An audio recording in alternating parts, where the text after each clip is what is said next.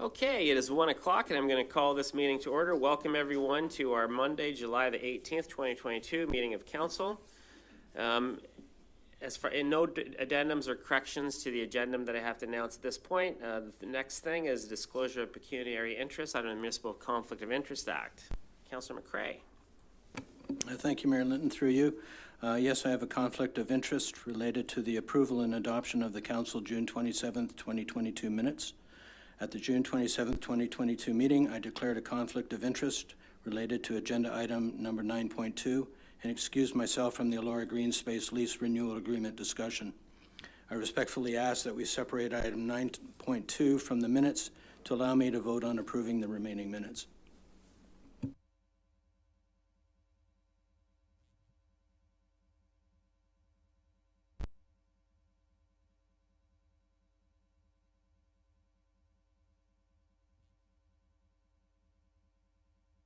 Thanks, Councillor McCrae. Councillor Foster. Thank you, Mayor. I'd like to declare conflict on item 7.5, the pedestrian signals, due to the fact that I own property in the immediate vicinity. Okay, thank you for that, Councillor Foster. Anything else from council? Okay. I did get an email from Councillor Van Leeuwen. He will be here, but he'll be late, so he'll come when he is here, and we'll let him into the meeting. Next up is the approval and adoption of minutes. We have three sets of minutes there. I have a recommendation that the minutes of the council meeting held. Do June 27th first. Okay. Minutes of the council meeting held June 27th, 2022. Be adopted as circulated. Without the excluding. Oh, you want, okay, I was just gonna. Yeah, no, I was, okay. So, minutes of the council meeting with the exclusion of item 4 that was held on June 27th, 2022, be adopted as circulated. Moved by? Can I ask, what are we doing? If he's declared on the minutes, he's declared on all the minutes? On all the minutes, okay. yeah, you can, yeah, we're not going to split out the minutes. Well, you can split them out, but you can't split within the minutes. Yeah. I think is what you're trying to do, is take something out of the minutes, so. Yeah, I just can't comment on. Right, you've declared on the minutes of the 27th as a whole, so we'll adopt those ones separately. And you won't vote on anything related to that? Yeah, okay. So I'll read this again so we're all clear what we're doing. That the minutes from the council meeting held June 27th, 2022 be adopted as circulated. Moved by Councillor Dunsmore, seconded by Councillor McElwain. All in favor? Any questions about those? Councillor Foster? Just a minor amendment. Just a minor typographical error. The word FINA, it's an acronym, it's misspelled, Madam Clerk, I think for clarity. Page, Councillor Foster? Well, I haven't got it right in front of me. It's in respect of the FINA gas station. It's a simple typographical error. That's not very clear. I have it outlined on this document. Okay, well, if you're going to amend it, I'll I need okay. the page number. Let's find it. Page 6. Page 6. Page 6 of 8 or 7 of 406.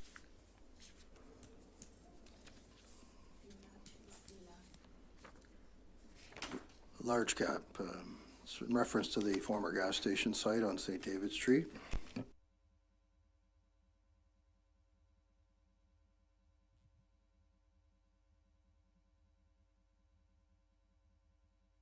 Okay, moved and seconded as amended. Are we good with that? All in favor with those amendments? And that's carried. I have another recommendation that the minutes of the public meeting under the Planning Act held June 29th, 2022 be adopted as circulated. Mover for that, please. Councillor McCrae, second by Councillor Dunsmore. Any questions about those minutes? All in favor?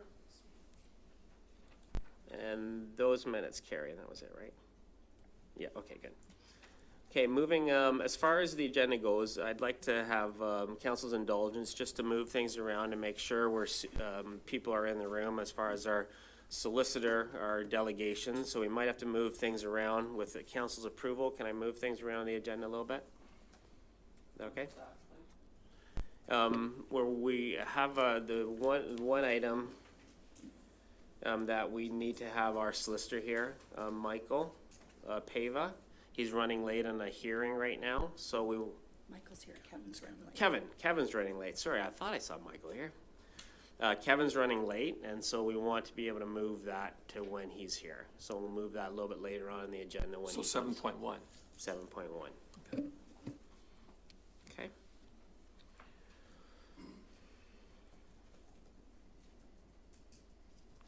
Okay, so we moved on to our delegations. First up, we have Dr. Alan Simpson, and I don't see Dr. Sarah Gower here, but she was part of the delegation. So at this point, I will invite Dr. Alan Simpson up here to speak about the rural residential hospice and looking for township support for that hospice. And welcome, Dr. Simpson.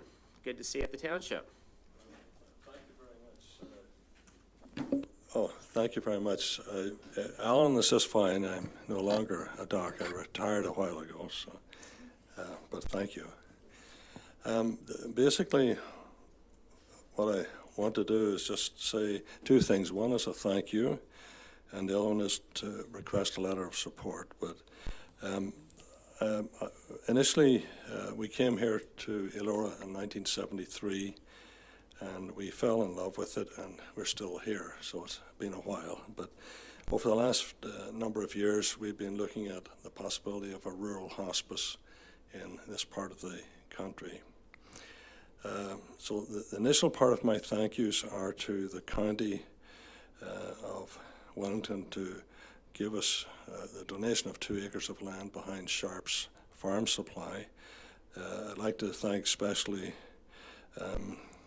Warden Kelly Linton for helping us through that process. It's been, we've had a few meetings and discussions there. We also had the help with CAO Scott Wilson, and the whole council in Guelph voted unanimously to help us with that. So that's a huge step forward for us. Sarah's not here today, but I see myself, so I didn't see it. Golly, that's frightening. Oh my gosh. Okay. The second group I'd like to thank would be Centre Wellington, particularly now Mayor Kelly for this, but also Brett Salmon for helping with an initial donation possibly of land in the Garifraxa Township area. And in particular, I'd like to thank Councillor Ian McRae for helping us go through this process with our meetings and chats on the phone and whatnot. And also CAO's Dan Wilson, thanking him also especially for our meetings and at special times and to enable all of this to happen. The third thank you would be privately to a place called Still Meadows or Blue Nitron. A lady by the name of Andriane Samard had offered 5.2 acres to the hospice as a donation to as we were developing forward. We had 3 sites that we could have worked with in 2022, and the county came up with the 2 acreage that works very well in terms of centralizing it. It's close to the trails, and also to the different facilities there, and it's central for the community. We have struggled previously with identifying a site for this. We initially thought the geographic centre would be in the Kenilworth-Arthur area, but the population density of Inverhaw, Elora, Fergus and Bellwood commanded a lot of response, and our second population density site would be Drayton, Palmerston, Mount Forest. So we're looking at the whole of the county, and particularly the north part of the county as well as we move forward. So the request we have on behalf of the advisory group, our core advisory group, is that we would have a letter of support or equivalent to help MPP Ted Arnott to advance this, present to the Minister of Health and to the Management Committee in the province. So we also have a letter of support coming from the county and also from the Fergus-Laura Rotary group, who have taken us on as their major fundraiser for the next 10 years. So it's been very, very helpful and supportive to us. And we hope with the passage of time to get these letters of support also from other groups in the community and private individuals to present, so that TED has more ammunition to go forward with this. There is no formal application process for a hospice to be developed in the province. There's none whatsoever. Every few years they may come up with a decision to say that there'll be a hospice in ABC, but we have yet to have any application form or process. We believe it has to be a political process with the help of TED and also support from our community. So the next group that I'd like to thank in particular is the Guelph Hospice, which is a wonderful facility. I've had patients been there, and many patients over the years I've known have gone there. It's a wonderful facility on the south end of Guelph. It's located off the Hanlon Expressway. It's at a corner of roads, and it's about a 2-acre size lot. It's a 10-bed unit. The reason, in part, we only have good things to say about the Guelph Hospice, only good things. They're a great group of people. They have helped a lot of families and people over the years. Our only problems with Guelph they're not problems, they're just issues of, the primary one is geography. And Wellington North and ourselves, it's a little bit of a jaunt to go down, particularly for 4 or 5 months of the year when there's inclement weather and things like that. The second main difference we may have, or it may not be, is that we would like to include MAID, medical assistance in dying, as an option for this rural hospice here. Apparently, I believe about a third of hospices in the province will not provide MAID. They will not be inclusive of MAID in their plans. And I'm not sure if the Guelph board will change or not, but that's something that everybody has to decide on a personal level as they work through the whole thing. But we only have good things to say about Guelph. The request that I'd have is that, I'm not sure how you would word this or write it, but on occasion from time to time, the Ministry of Health or that grouping will provide not just the consent to move forward, because we can't do it without their consent. The other part is that sometimes we can get a one-time capital funding from the Ministry of Health as well. But if we have land, that's a huge part to move forward, and now we are looking at fundraising over the next 2-3 years to build. So, thank you. That's basically all I should say. Thank you. Thanks very much, Alan. Any questions for clarification for Alan? Councillor Kitchus?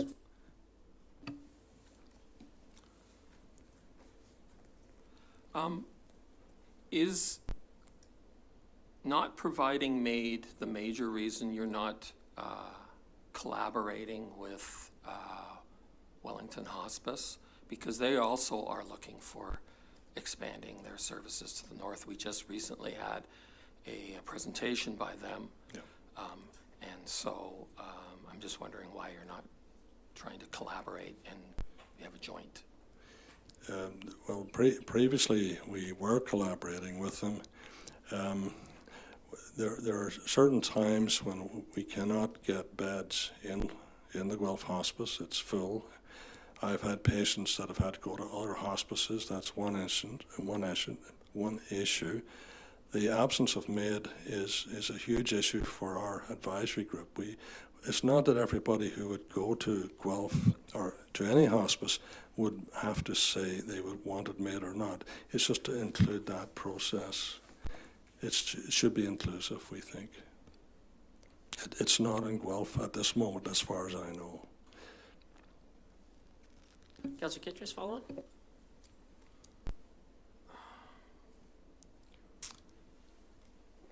I'm going to say something right now about my feelings about this. I have a long and painful experience with relatives dying. My father-in-law died in 1988 of heart failure. I rushed his wife through traffic in Toronto to St. Michael's, and at the last minute before his operation, which he died from, she got moments with her husband. My mother died in 1993. She had a brain tumor. She died at home. It was a rapid, and we took care of her. My first wife died in 1999 of leukemia at McMaster Hospital. She was 46. She was in intensive care isolation. And this was, she died, she had her second bone marrow transplant that failed. And I was with her. My sister died, Constance, in 2005 at St. Joseph's Medical Center in Toronto. She had complications with breast cancer and it expanded. The hospital itself was run down. She was in a very close environments of 4 beds. Paint was peeling from the ceilings. But the El Salvadorian male nurse was incredibly caring and loving.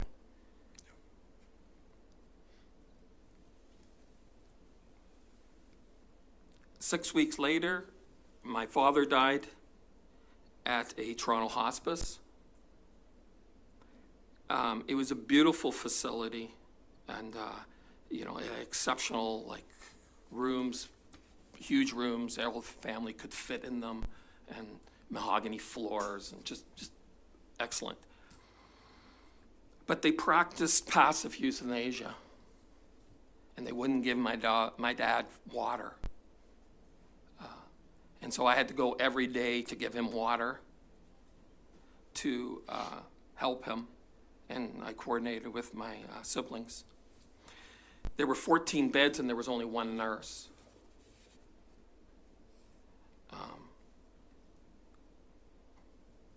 My sister Barbara died in 2011 of complications from lung cancer. The hospital tried to euthanize her when she was in palliative care department, but her daughter, who was a student, a nurse student, saved her. And they had to rush her into the ICU to help her.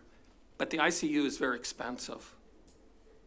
And so the hospital pressured us to euthanize her. They took us to court because we said no. And they challenged my sister's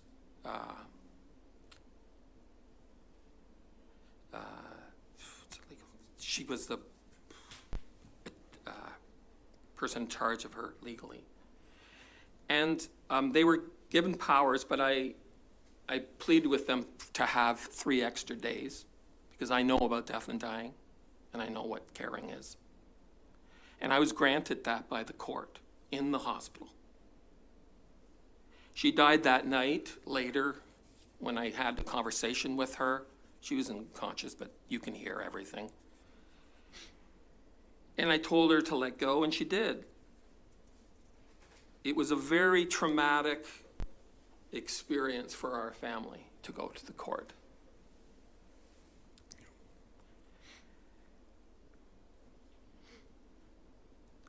I've had many other experiences with friends in the death and dying. I understand the politics of death and dying in Canada very well.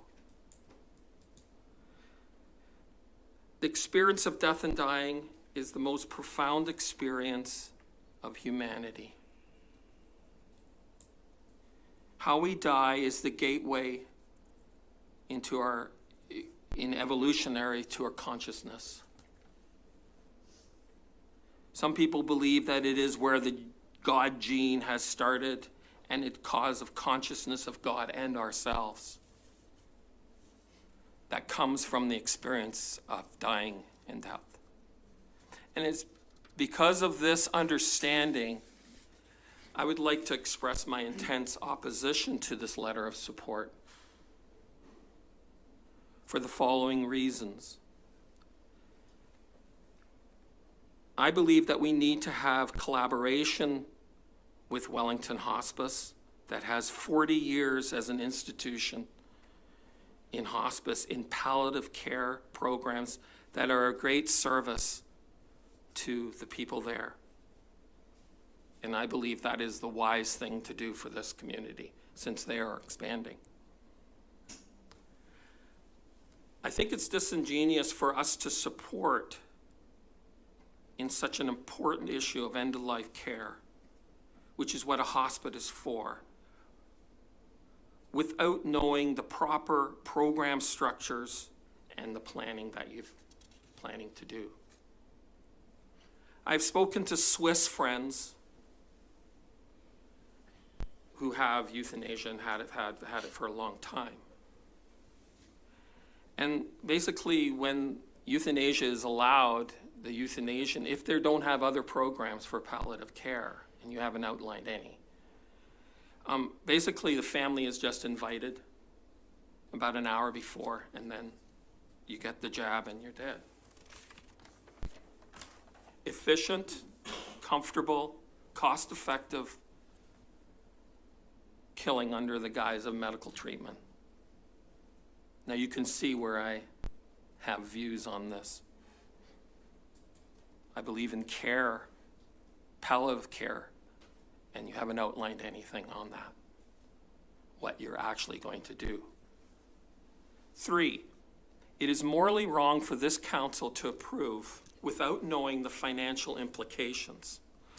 Although almost all asking of grants from Ontario government require lower-tiered governments to chip in some monies, the county has given the property. But what will Senator Wellington's future financial input be? I oppose signing for future possible money contributions on this issue. For those are, in my experience, and I have to remind people that I put forward a notice of motion earlier this year for Pierpoint Park to ask for funds, and one of the reasons was that this is an election year and we should let the other council decide. Sorry, Councillor Kittrus, just point of order for a minute. So this portion of the agenda is to ask questions of the delegation, not to provide opportunities to talk about our views on a lot of different things. Yeah, but we're going to ask. Sorry, just let me. There is a request here, so that's why I've let you go for a while. But let's if the delegate is standing right there and just listening to this, that's not fair to the delegate. If there's a question to ask the delegate, that's a clarifying question about what they brought to council. We're not making a decision today because there's no motion on the table. So if there's nothing else for the delegate, I'm going to ask the delegate they can take their seat, because really this is not a conversation between us and the delegate right now. Unless you have a question there for the delegate, I'm going to let Alan take his seat at this point. Is there a question there, Councillor Kittrus? No, I'd just like to finish what I say. So there's no question? There is no question. Okay. So Alan, thanks for coming and speaking to us about this. This is not something that we're going to decide on today, but we appreciate what your request is, and thanks for coming and speaking to us today. We really appreciate it. Thank you. And just to you, Stephen, I really appreciate what you've said. I've listened to everything you've said. You've gone through some horrible times there, you and your family. I'm sensitive to all of that. We've all had losses of different kinds, different situations. I believe a hospice is needed in this community, but I appreciate greatly what you've shared. Thank you. Thank you very much. Okay. Thanks, Alan.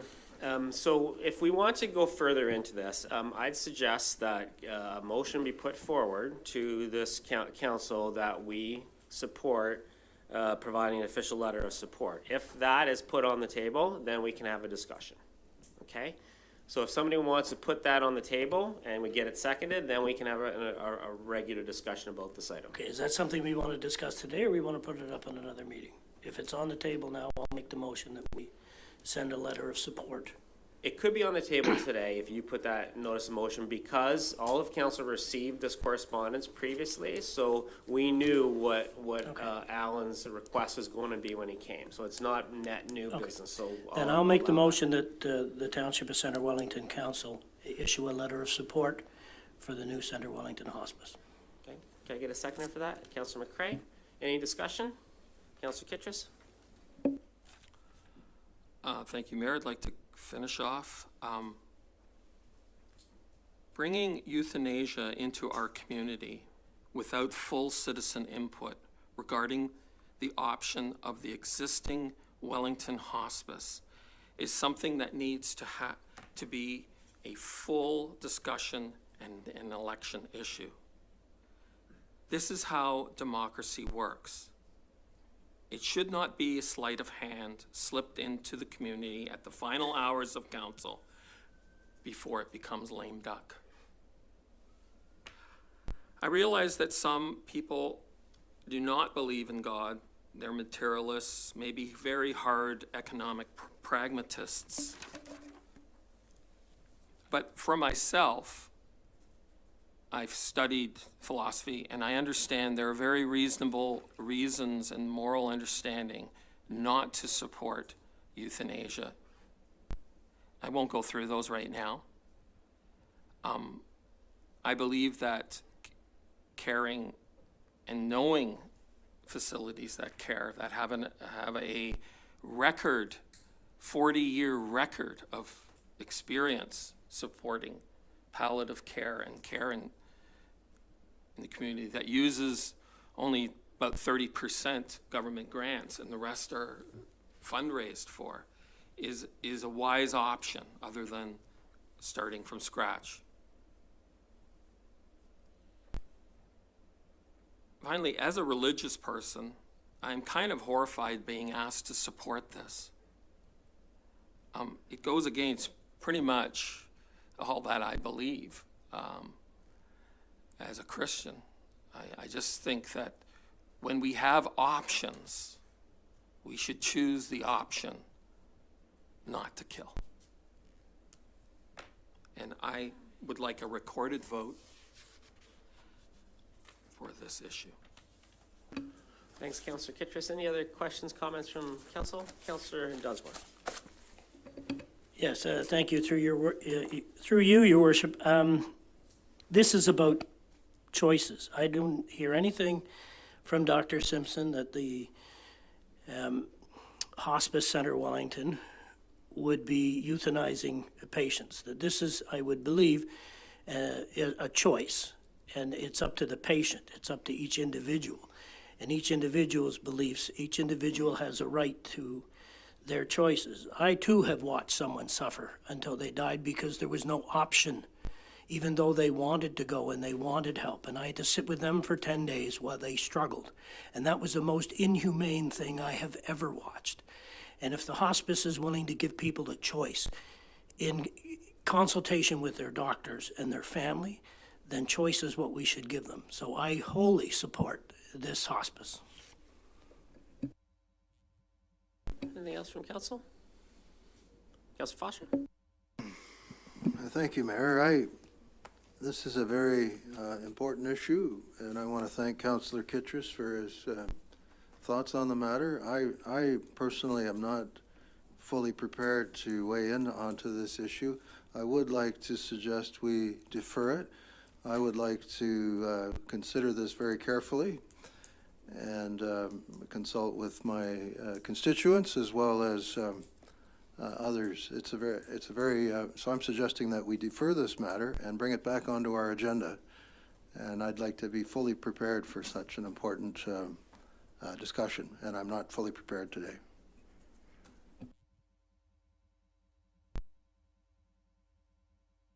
Seconder for deferral, Councillor McElwain. No debate and a deferral, no discussion and deferral, so all in favor of deferring? Opposed? And that's a tie vote, so that's defeated. So we will be talking about this today. Any other, going back to the main motion now, any other comments, questions from council? Councillor McCray. Thank you, Mayor Linton, through you. I too, like Councillor Foster, was not prepared to have this discussion, but based on my own personal experience and loss of family members, I can relate to what Councillor Kittredge is saying and what he has experienced. I also have known what it is to stand and watch loved ones slowly deteriorate, knowing that their request was that they wanted the option to be able to have made, and yet that wasn't available to them. So I believe strongly that patients should have the right to decide for themselves which way they would like to go. And to have a facility locally that offers that, I'm in favor of. I also have heard the challenges of local residents who have loved ones in hospices that are some distance from us. And the challenges, especially in the wintertime, that if they don't drive, how do they get there to be with their loved ones when they need to be? I've been in situations myself where timing is everything in order to be there, to be during those last moments of time. So I think having a local hospice is important. I think the individuals who are involved, and I'm aware of some of the other individuals who are supporting it, that they have a strong group of local community leaders who are behind this, and I think can provide us with a very good hospice for this location. Also, the other thing to consider is not only are we supporting our residents locally with this hospice, there are people north of us in Arthur, Palmerston, who have to go to Guelph currently. This is a stepping stone where they can come closer rather than having to go all the way to Guelph. So I am certainly in favor of supporting sending a letter of recommendation to the province. Anything else from council on this? Councillor McElwain? Thanks, Mayor. I morally don't have any objection to the proposal. I do have a problem with the fact that we didn't follow Bob's recommendation for a deferral to give all of us more time to think about it, because it is sprung on us at the last minute, and it's a huge decision for our community. I have huge respect for Dr. Simpson and Dr. Gower, and I know that I basically support the motion, but like Bob has said, we just don't have time. We haven't had time to look into it and think about it. And, you know, I just think it's a way too important a decision to make with a few minutes discussion. I don't know why we are even expected to make that kind of decision on such an important matter with so little time to prepare.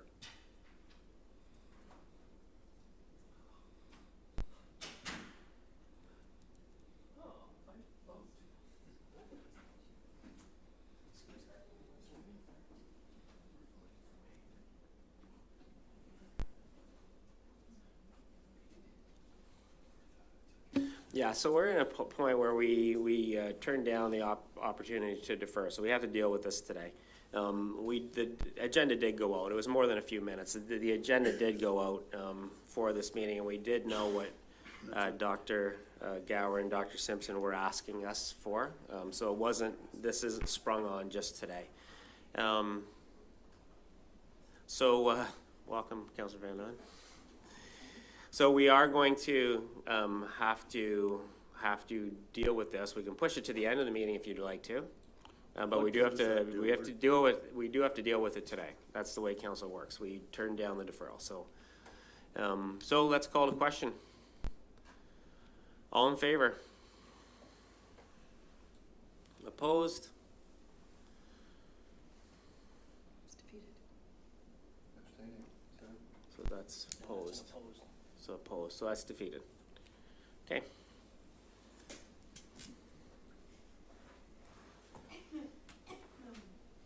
Moving on to 5.2. Thanks. There was a recorded vote on that. Oh, yeah, we'll do a recorded vote. Thanks, Dr. Simpson, for coming, and we'll do a recorded vote on that.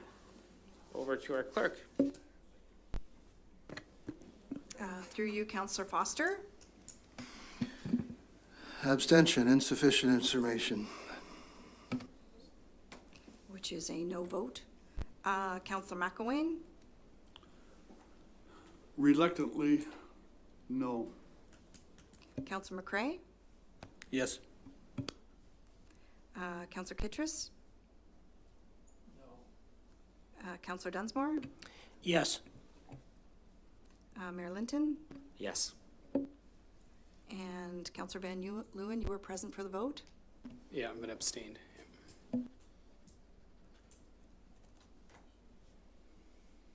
So it was defeated. Okay, that was defeated. So moving on to 5.2, we have a delegation, Steve Howard. We have two delegations, Steve Howard and Tracy. Sorry? Hudson. Tracy Hudson. Sorry about that, Tracy. And so we'll call Steve Howard to the pulpit first. This is 5.2. But you're Yeah. speaking on 5. You're speaking about 7.1, yeah. But we do delegation section first, and then we get on to the reports after that. For sure, yeah. Tracy? And just to be clear, and I think you'll say this in your what you're gonna read there, Tracy, but you're speaking on behalf of Ian Rankin. Okay, Correct. welcome, Tracy. Good afternoon, everybody. We, the Rankins, support the Howard Hudson delegation submission and recommend Council adopt either alternative 4A or 4B, which do not require expropriation of easements. Accordingly, we also recommend this agenda item requesting expropriation be deferred in order to ensure full disclosure before moving forward on this matter. Our view is that this important and complex matter should be dealt with by the new council after the October elections.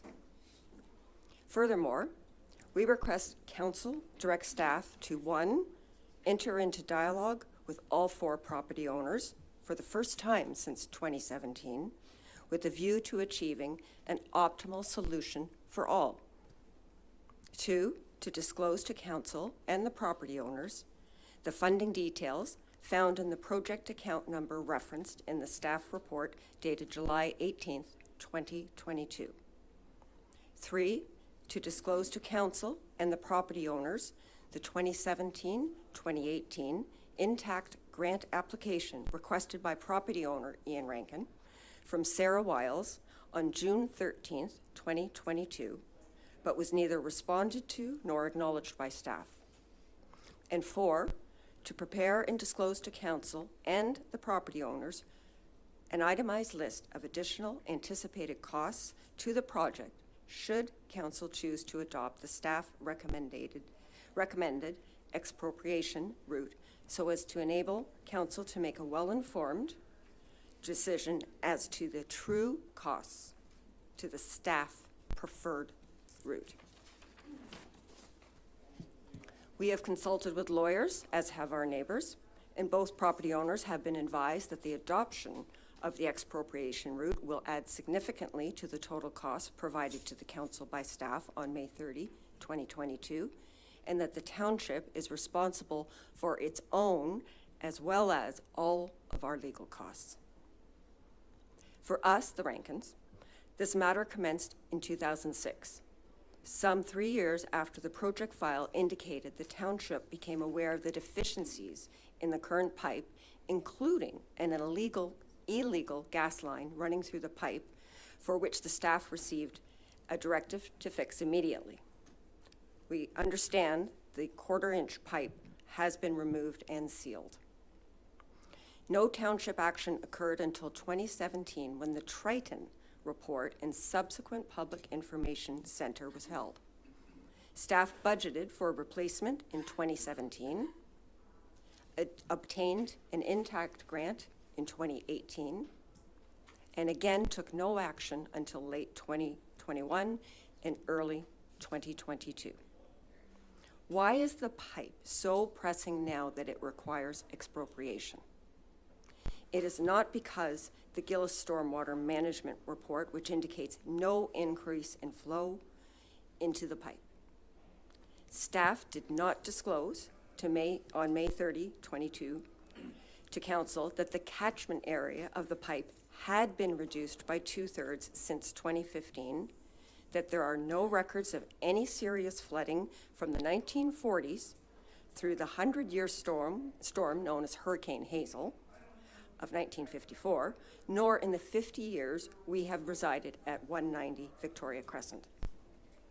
Staff have refused to disclose since 2017 the flow volumes after 2 flow diversions along public rights-of-way. Why on May 30th, 2022, did no member of council ask staff to explain why the property owners, after numerous so-called consultations, had rejected the requested easement? In conclusion, staff to date have not fully informed council of all relevant details, including the impact on the properties and their owners, so as to enable members of council to make a well-informed decision. Thank you. Thank you, Tracy. Any questions for Tracy on the contents of her letter? Okay, thank you very much. Call on Steve Howard. Welcome, Steve.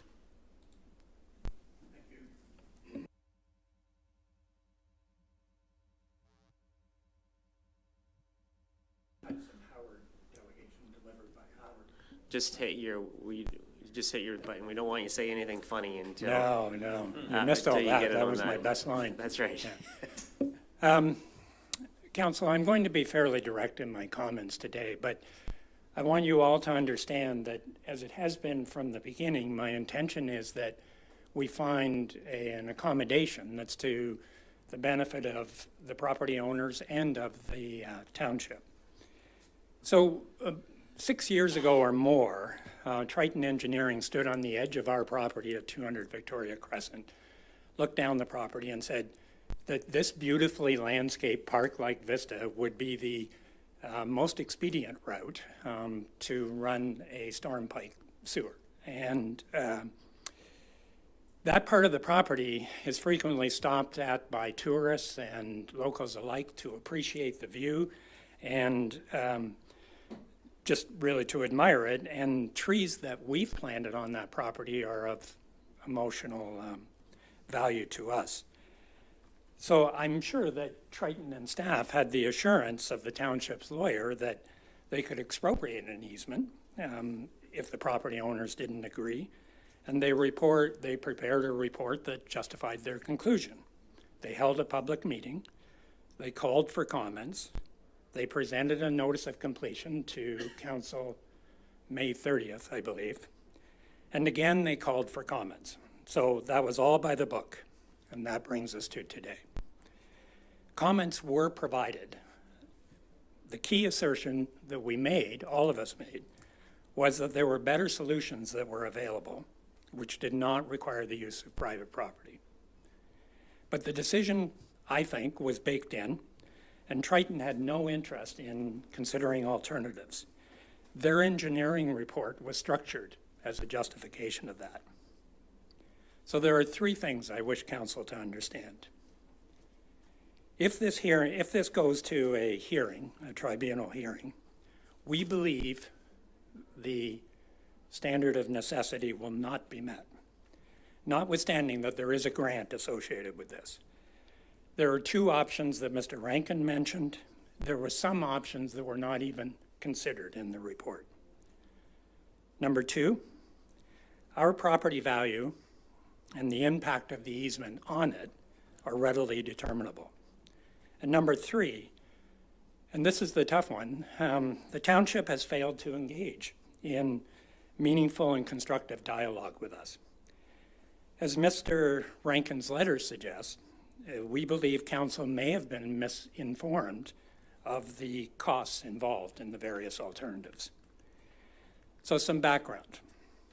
At the overture of the mayor and the CAO of the day, in 2018, sitting at our kitchen table, we agreed to work with the township to find an accommodation. Our interest was to preserve property value. The township's interest was to get us to agree to the easement. I have a record of over 15 emails over 3 years between me and the CAO of the day that were an attempt to accomplish those things. They were positive in tone and to purpose on both sides. I followed the township's direction to hire a planner. I spoke with Brett Salmon. This was all in the township interest. What became clear to us was that the proposed placement of the easement and the setbacks that would be required from it negated the most viable options for future development of our property. So let me be clear on this point. The value can be objectively determined. Most likely, it's either the value of a severed lot or it's the capitalized value of a rental property that would be built in the place where the easement would go. So while both parties seem to be proceeding in mutual good faith, in 2021, there was an abrupt shift in approach.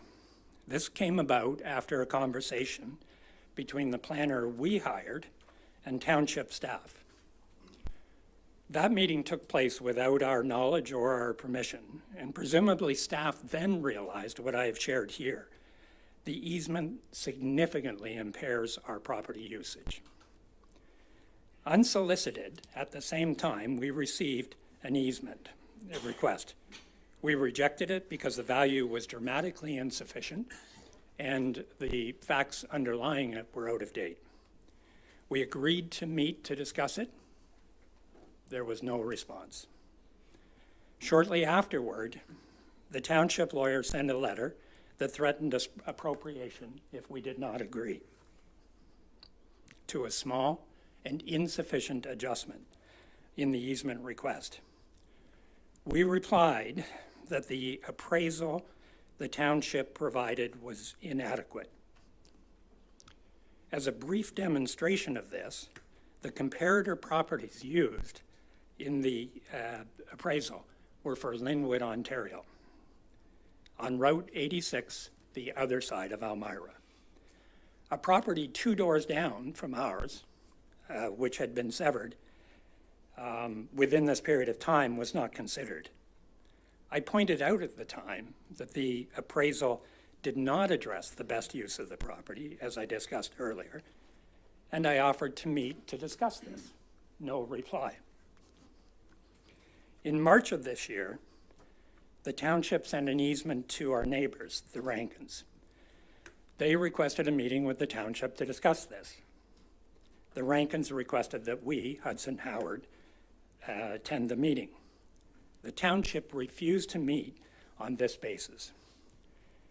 Throughout all of this, I continued to reiterate what we are asking for: to achieve an optimal solution with a forward-looking, climate-anticipating, non-intrusive master planning strategy, such as the one that was approved in the same meeting that this matter was brought forward on May 30th.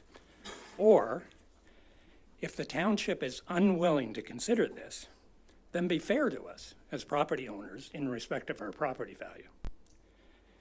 In rapid succession, we experienced a series of events that heightened our concerns. We were not notified about the May 30th meeting and that this was coming forward for a notice of completion. At that council meeting, staff did not share with council any of the comments that we have provided regarding forward-looking options. We received the notice of completion on June the 9th, after it had been endorsed by council. We were provided 30 days to respond until July 10th. The date is important. On June 13th, I wrote to the township's engineer with a series of questions and the project manager. Simply put, the questions were dodged by the engineer only repeating back what had been referenced in the original report. On June 23rd, I reached out to request a meeting with the CAO. That was not granted. In case you're keeping score on the request, since the township's lawyer threatened expropriation, the score is this: Hudson Howard Rankins, 5. The township, 0. It's now clear to us that our comments didn't matter in this process, or that our interests were being considered. On June 27th, the township's project manager reached out to request a meeting for July 11th, the day after the comment window closed. We did not know at that time that the matter was coming forward to today's, that the matter of expropriation was coming forward today. I responded to that request as follows, quote, "As parties to an unwanted negotiation with the township regarding our property, we have been disadvantaged by failures to adequately respond and disclose on the part of township representatives. We will not be attending meetings unless we are clear on the agenda and the objectives and have an opportunity to review material in advance. We also reserve the right to be represented by counsel, legal counsel." So, councillors, in all of this, trust has been lost. And more importantly, if the motion today will result in significant legal costs. We will attend a tribunal hearing. We will challenge the necessity for routing of the easement. We believe our case is credible, and we will substantiate our valuation. We believe it will be upheld by the tribunal.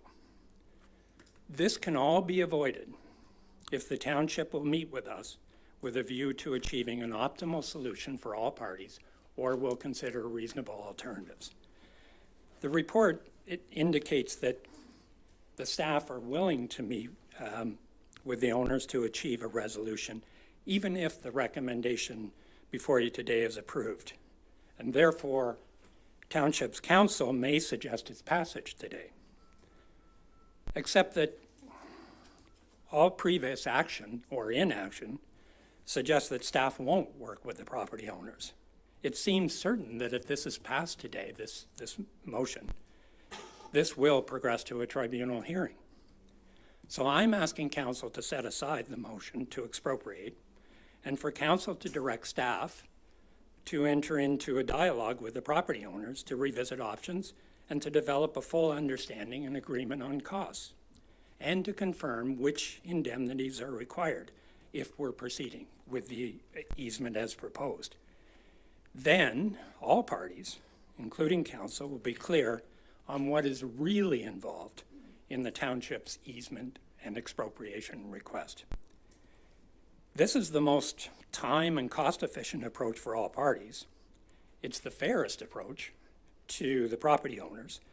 It's the best basis for determining future action. Setting aside the request that is before you today will ensure the township staff will work with the owners. It will save cost and it will save time. More importantly, it will restore trust and confidence in our township staff. As I set out here, I think we've already demonstrated our good faith, and we will continue to do so. We just need the other party to do the same. So I'd like to close by thanking you for allowing me this opportunity to make this delegation. I think it was done at the last moment, and I appreciate that you have given me this opportunity to speak today. Thanks very much, Steve. Any questions of clarification for Steve? Just so Councillor knows, we are talking about this item in 7.1, so anything related to the staff report, well, let's wait for that. But any questions of clarification for Steve? Councillor Foster. Thank you, Mayor Linton, and thank you, Steve, for your presentation. Steve, you mentioned a matter to me in your presentation, the capitalized value of the future stream of income. That tells me you have some accounting background, first of all, but can you help me understand what you meant by that? And flesh that out a little bit more in more detail for me? Yes, your CAO and I share the same fate. We're both CPAs. In the course of our discussions in 2018 running to 2021, I mentioned that I was working with Brett Salmon. Brett shared with me that there were policies coming forward to council that would allow for additional properties, rental properties, to be placed on private residences. And so he was encouraging us to look at the option of creating an additional space, such as a rental unit, and there is enough room to do that. The issue is the only place it can reasonably go is where this easement is going. And so, and forgive the jargon, but as a CPA, one would take the value of the net rental income that would be earned from that property and what results as a capitalized value. Following on, Councillor Foster. Thank you, Mayor. And Steve, what would you, in your best reasonable estimate, what is the present value of that stream of income? So I'm giving you an unaudited, unattested comment, but depending on the size of the unit that we were to build there, it would be approximately $150,000 to $200,000. Anything else from council? Any questions? Councillor McCrae? Thank you, Mayor Linton, through you. Thank you, Steve, for your presentation. You alluded in your presentation that there are other options besides 4A and 4B. What would some of those other options be?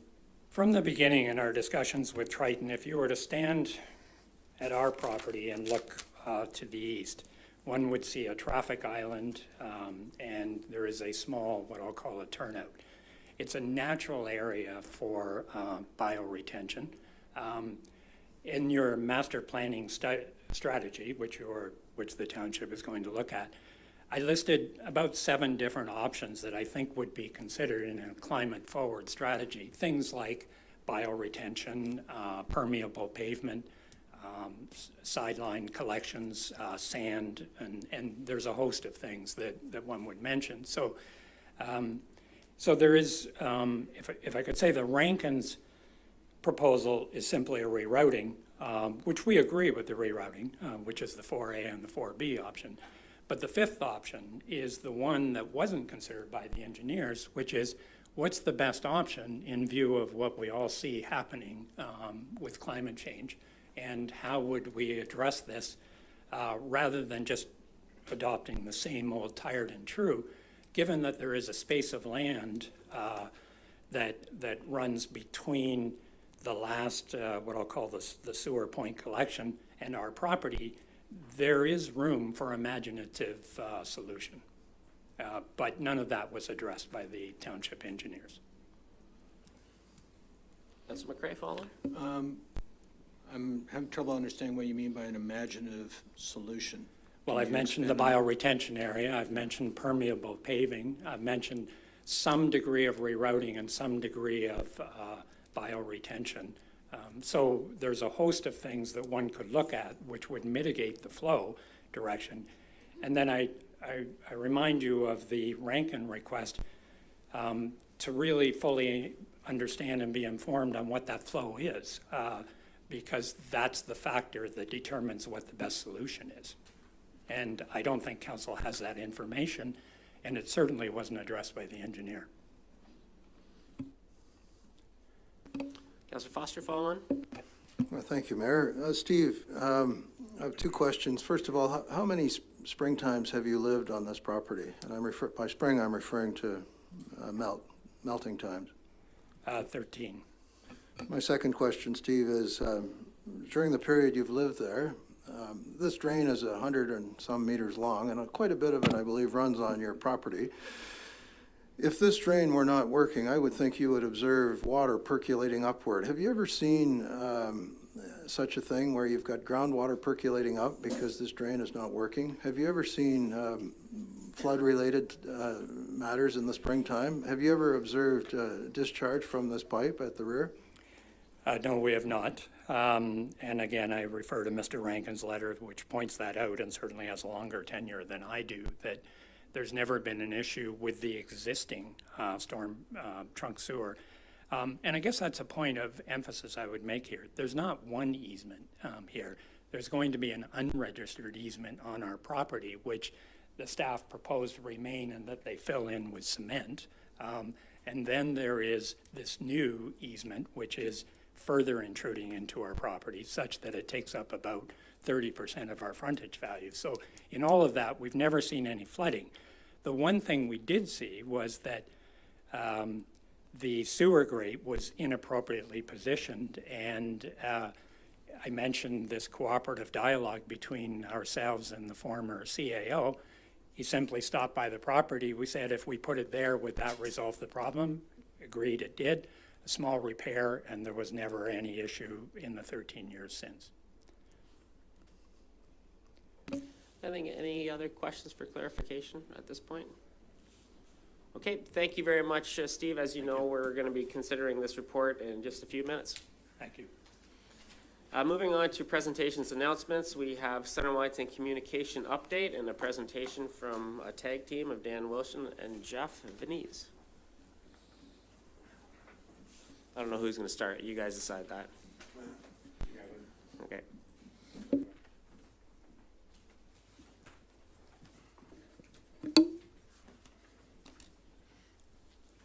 Thank you, Mayor Linton. So Jeff and I have a presentation relating to the 2021 fiscal year end of Center Wellington Communications. And just a little background on the organization itself and some upcoming projects.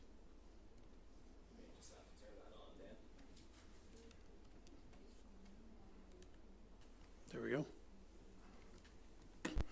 So just by way of an introduction, Center Wellington Communications is a company that was created in 2012.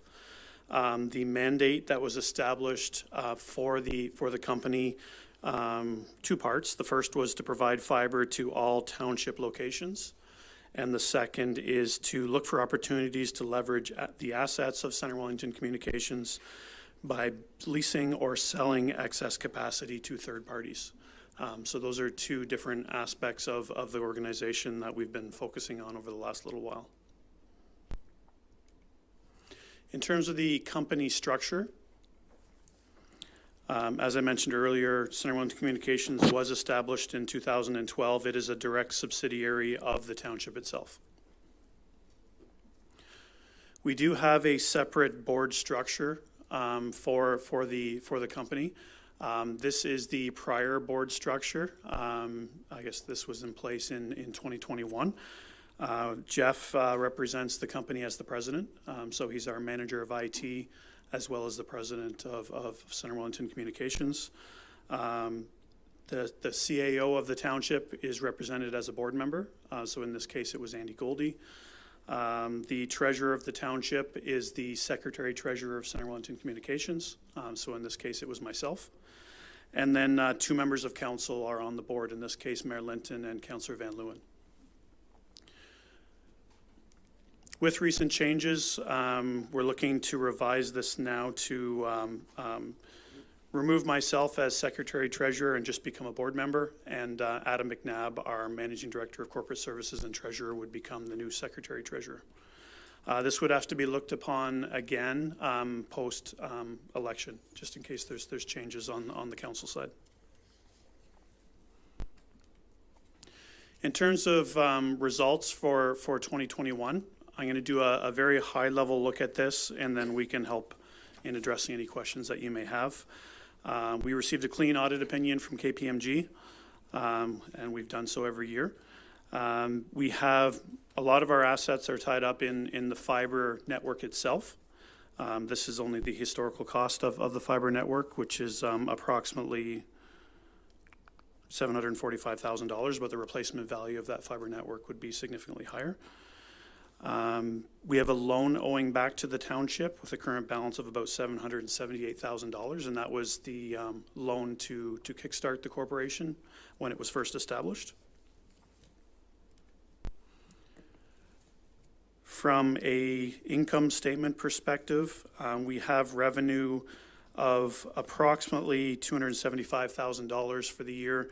That was primarily made up of revenue from the township of about $224,000, as well as revenue from third parties of about $51,000. And I'd say the more substantial third-party revenue we receive is that we provide fiber to the Upper Grand District School Board. In terms of expenses, most of these come in the form of repairs, administration, which is insurance, service-related costs, internet service, debt payments from an interest perspective, professional fees, and we are showing a net income for the year of just under $56,000.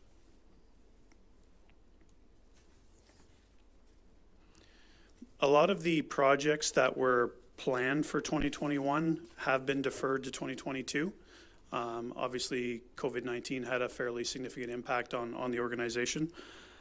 So to let you know what some of the 2022 initiatives are, I'm going to pass the floor back over to Jeff.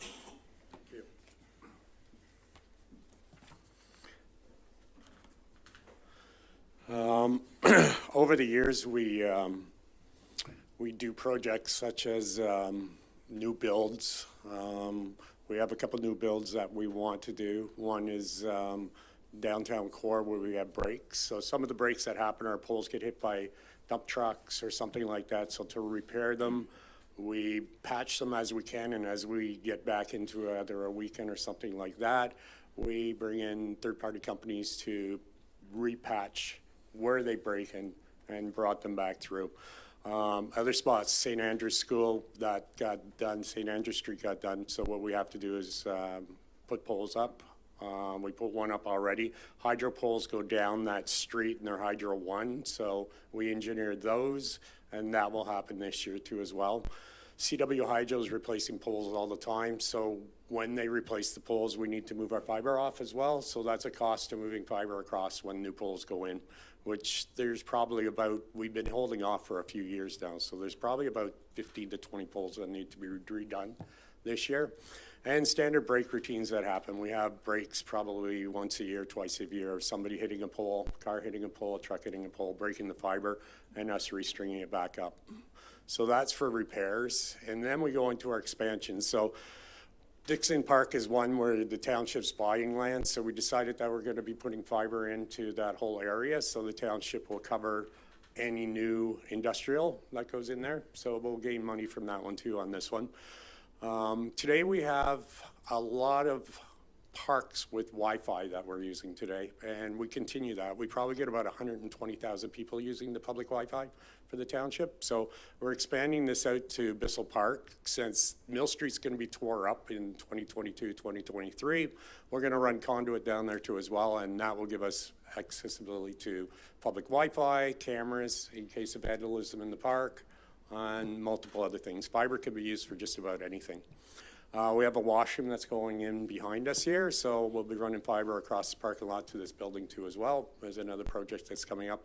And we have BD lines, so we have a pumping station going in, and we'll be moving all kinds of fiber into that area to the pumping station. And that's pretty much what I have for this year to come through. Any questions?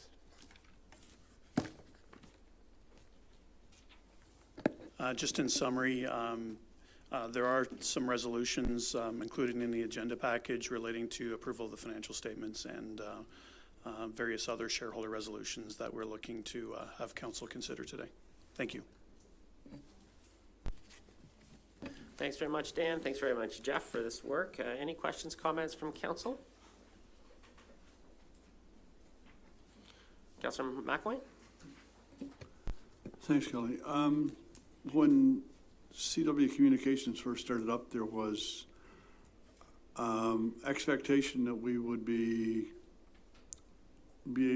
marketing it to industry and other folks in town, and we don't seem to have had any success there. Is there a reason for that? We've had a little bit of success. So I'm dealing with the school boards was one that we're doing. I've just had a meeting with the Catholic school board who's looking for fiber too as well. It's hard because of the demand of fiber today. We only do dark fiber, so the difference between having like Whiteman's who gives you internet, we're providing a piece of string basically from one location to the other location. So we call it lighting it up. It doesn't have internet at that point. So to become an ISP, you're gonna need more people at the table because we'll be running 24/7 and it's gonna cost more money. So to bring this company more ahead, we need more people selling it to get there. Councillor McElwain? Thanks. Are we sharing some of the backbone with Whiteman? We share back and forth, yes. That's what I thought. Yes. So was there not some discussion about the possibility of them managing for those customers who we'd be leasing the black fiber,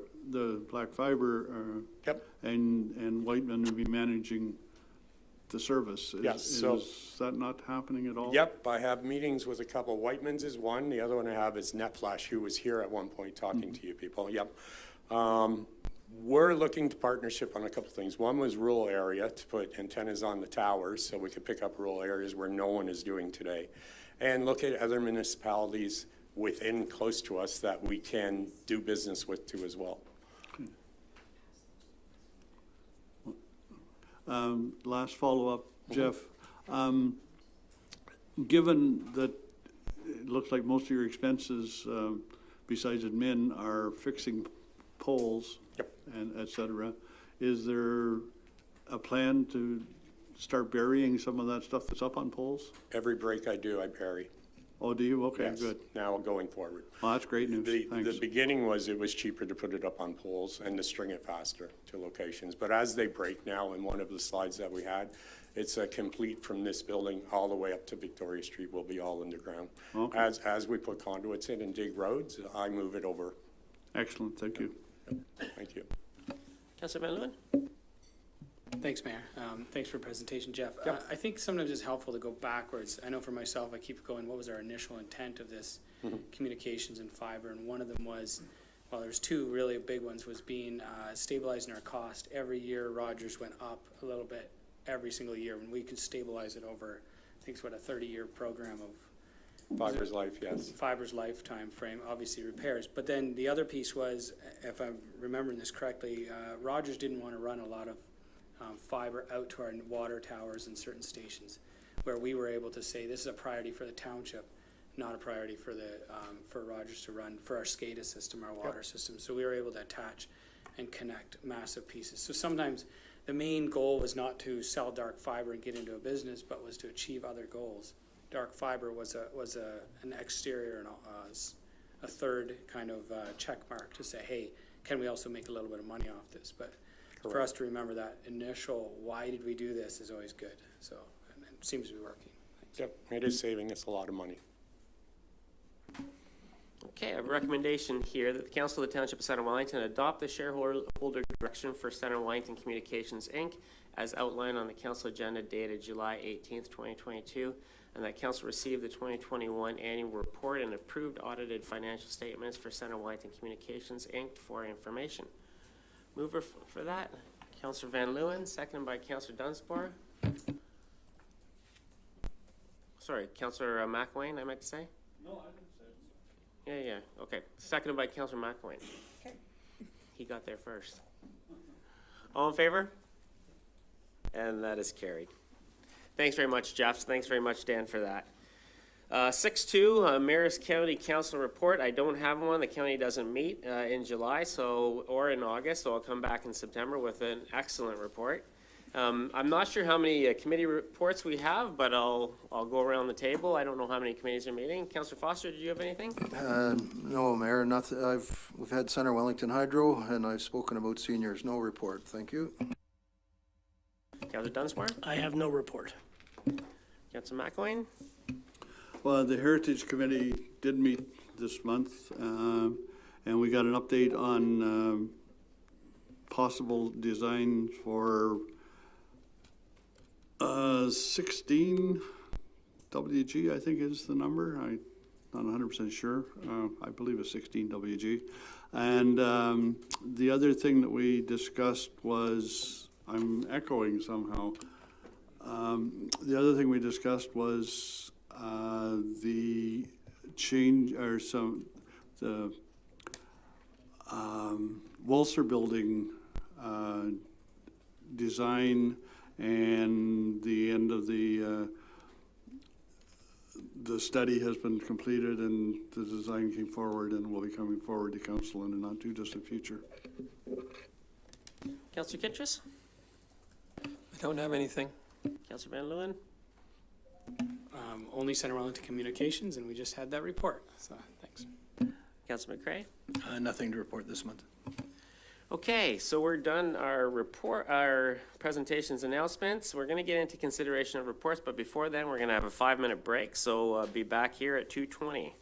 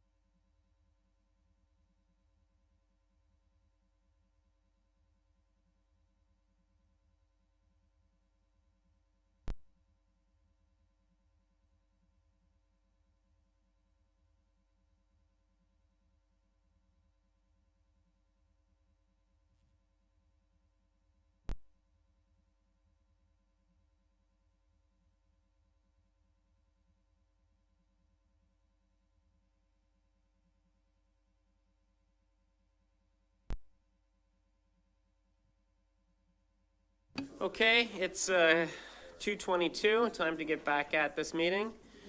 So we're at item 7.1, expropriation of parts of 190 and 252 Victoria Crescent for easements to 59 construct, operate, maintain a storm sewer.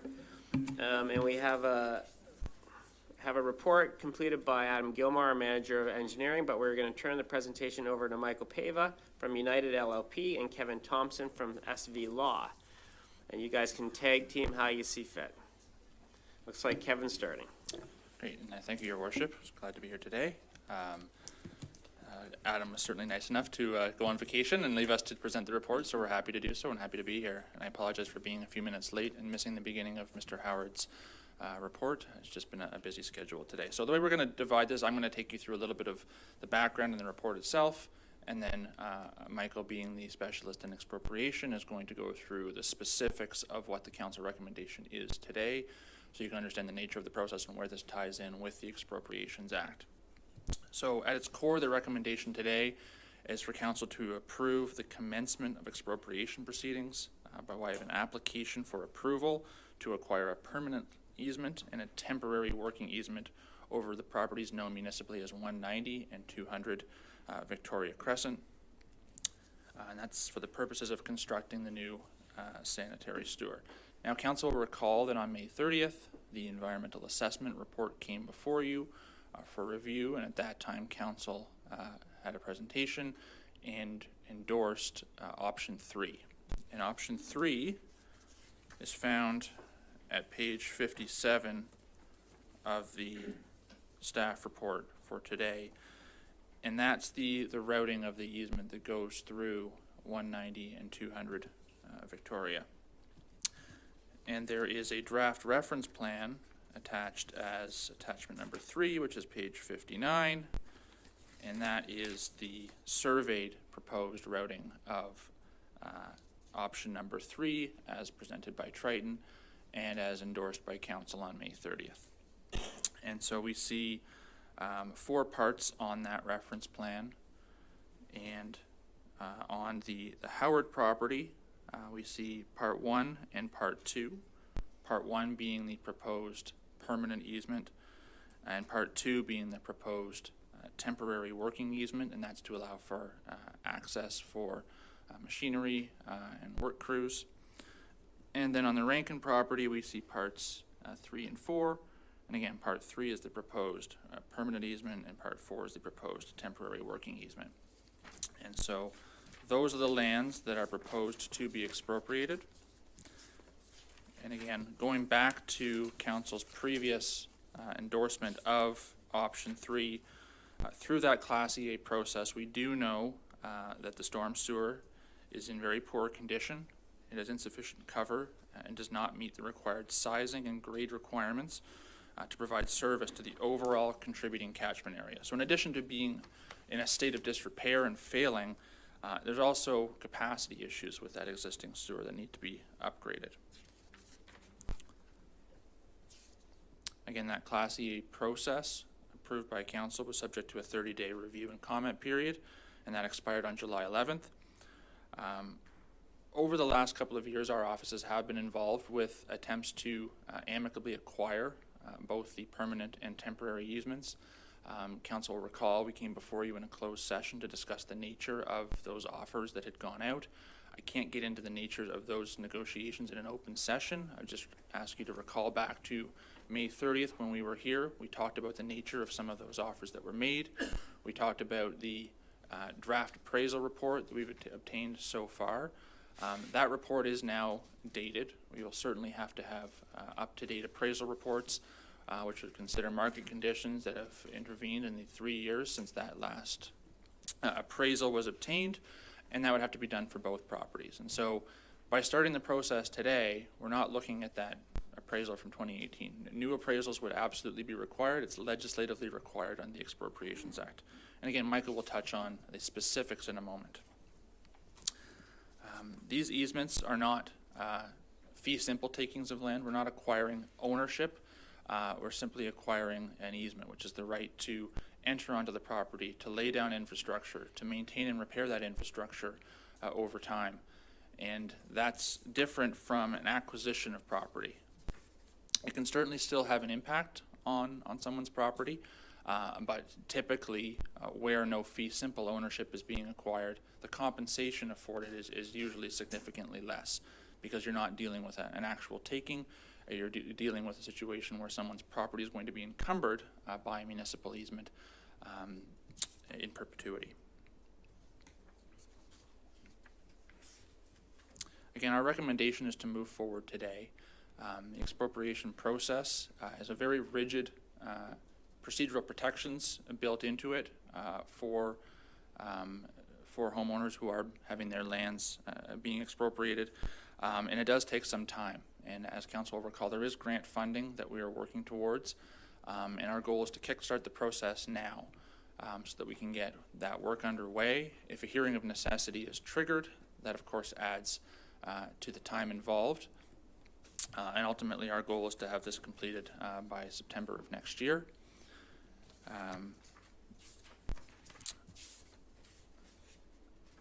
I will leave it at that. I don't want to get too far into the details of what has been discussed back and forth between our firm and the owners, and between Mr. Goldie in his prior capacity as CAO and the owners.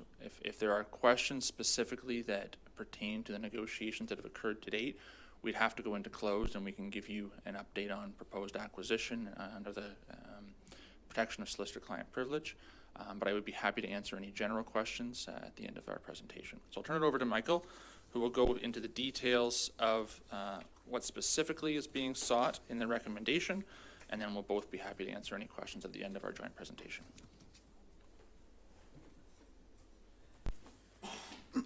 Thank you, Kevin. Being an unfamiliar face, I'd just like to introduce myself as Michael Paiva, a partner at Unified LLP. It's a pleasure to be here. The recommendations set out in Mr. Gilmore's staff report are in essence for council to approve both the commencement of the expropriation process and to approve the approval of the expropriation pursuant to the Expropriations Act. There are three major approvals required by council to complete an expropriation. The first being the authorization of an application for approval to expropriate. Notices are served and published pursuant to the Expropriations Act, and that kickstarts the process. The second major approval required of council is the approval of the expropriation itself in principle, and the third approval required of council is for it to approve the offer of compensation to be made to the expropriated landowners. And so today we're recommending and seeking approval of council for steps 1 and 2. I should mention, if a hearing of necessity is requested by the property owner, council will be required to revisit the approval down the road. A report would ultimately get produced by an inquiry officer legislated under the Expropriations Act after the hearing takes place for council's consideration, which would consider the fairness necessity of the proposed expropriation in achievement of the township's goals. Mr. Thompson, I guess, summarized the reasons and made reference to the Triton EA report, project file report, to acquire the easements for 190 and 200 Victoria Crescent. And so in the staff report, pages 52 and 53, there are a slew of recommendations. And quite simply what we're doing here is taking what is required under the Expropriations Act and essentially copying and pasting those requirements into our recommendations, which I will go through now. The recommendations are not magic. They are simply implemented from the Expropriations Act. Expropriations are completed every day in Ontario. Happens almost on a daily basis, I'm sure. So there's no need to reinvent the wheel. And I'd just like to mention that it's actually critical to point out that a compensation settlement can be entered into with the property owners at any time throughout the expropriation process, either before or after the expropriation may legally take place. and when that plan of expropriation is registered on title to both properties at 190 and 200 Victoria. So it's an ongoing discussion, regardless of whether council today approves the commencement of the expropriation process. So just to turn to the recommendations themselves, starting again, page 52, if you're following along of Mr. Gilmore's report. So firstly, that for the purposes of this application, the mayor and clerk be authorized to take any and all necessary actions and proceedings required by the Expropriations Act, including, and this is the first step, the execution, publication, and service of notices of application for approval to expropriate, a permanent easement and temporary working easement, being like the construction easement portion of the project, with the assistance of external legal counsel. Secondly, that once that takes place, I believe there's a 30-day period for the property owner to request a hearing of necessity that we've talked about before. And if that occurs, then the clerk be authorized to forward to the Chief Inquiry Officer for Ontario any requests for an inquiry that are received, and for council to direct that the township utilize external counsel to represent the township at the hearing itself. Next, a staff report will have to come back to council based on the inquiry officer's report from the hearing, at which point council will then have to reconsider the expropriation with the benefit of the inquiry officer's report that would be produced if a hearing of necessity takes place. So now if a hearing of necessity is not requested, we are asking that council approve the expropriation of the permanent and temporary easements, which would be deemed to be given 31 days after the following of the publication of the notice, and where no hearing of necessity is requested. So if a hearing is requested, council's decision must be revisited. If a hearing is not requested, then its decision to approve the expropriation would continue to hold and be binding. Nextly, where the approval to expropriate the permanent legal easement is given, we need to complete the statutory requirements in the Expropriations Act set out starting at the top of page 53 of the Gilmore report. A, that the clerk be authorized and directed to sign and execute on behalf of the township a certificate of approval, and to execute and serve any document or notice required under the Act. B, that a plan of expropriation be prepared and registered in the proper land registry office. C, that a notice of expropriation be served to the property owner along with a notice of election as to the date of the assessment and compensation, and a notice of possession as to the date the expropriating authority, requires possession of the expropriated lands, which shall be at least 3 months after the date of the service of notice of possession, all in accordance with the Act. So there are certain timelines that each step need to be completed by.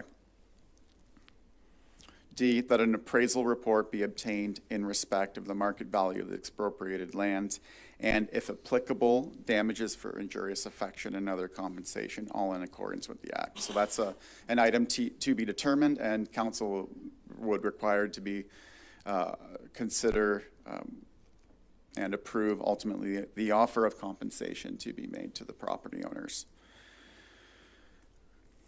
Item E, that an offer of full compensation and an offer for immediate payment of 100% of the market value of the expropriated lands as estimated in the appraisal report be served together with a copy of the appraisal report itself. So that's something that, again, is required under the Act.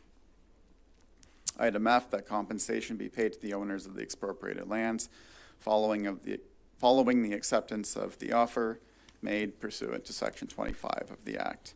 And then G, we have a catch-all statement just for council to take any necessary steps required to obtain the expropriated lands. In terms of cost, Mr. Howard and his delegation is absolutely correct. The township has an obligation to pay the full and fair legal and appraisal / professional expenses that relate and go to the issue of the fair market value of the lands, the property owner. And the Expropriations Act essentially say that the property owner must be made whole. And so the disputes under the Expropriations Act are, of course, well, how much compensation am I reasonably and fairly entitled to? So the appraisals are out of date, so, you know, the cost is to be determined. Potential compensation for further claims associated with the market value of the lands will be assessed as and when brought by the property owners. In terms of the hearing of necessity, there may be some confusion on this point. Even though it's a process under the Expropriations Act, the township would not be obligated to pay the full reasonable legal fees arising from any hearing of necessity. By legislation, those costs are obligated and capped at $200 or as further prescribed by the Act under regulation. So the obligation to pay full and fair legal expenses does not apply to the hearing of necessity, and if it does, the costs are capped at $200. Again, despite the initiation of the expropriation process, the township can absolutely enter into settlement negotiations with the affected property owners at any time, should an agreement be reached. And so that is my presentation. Guess we'll open the floor to any questions for myself or Mr. Thompson.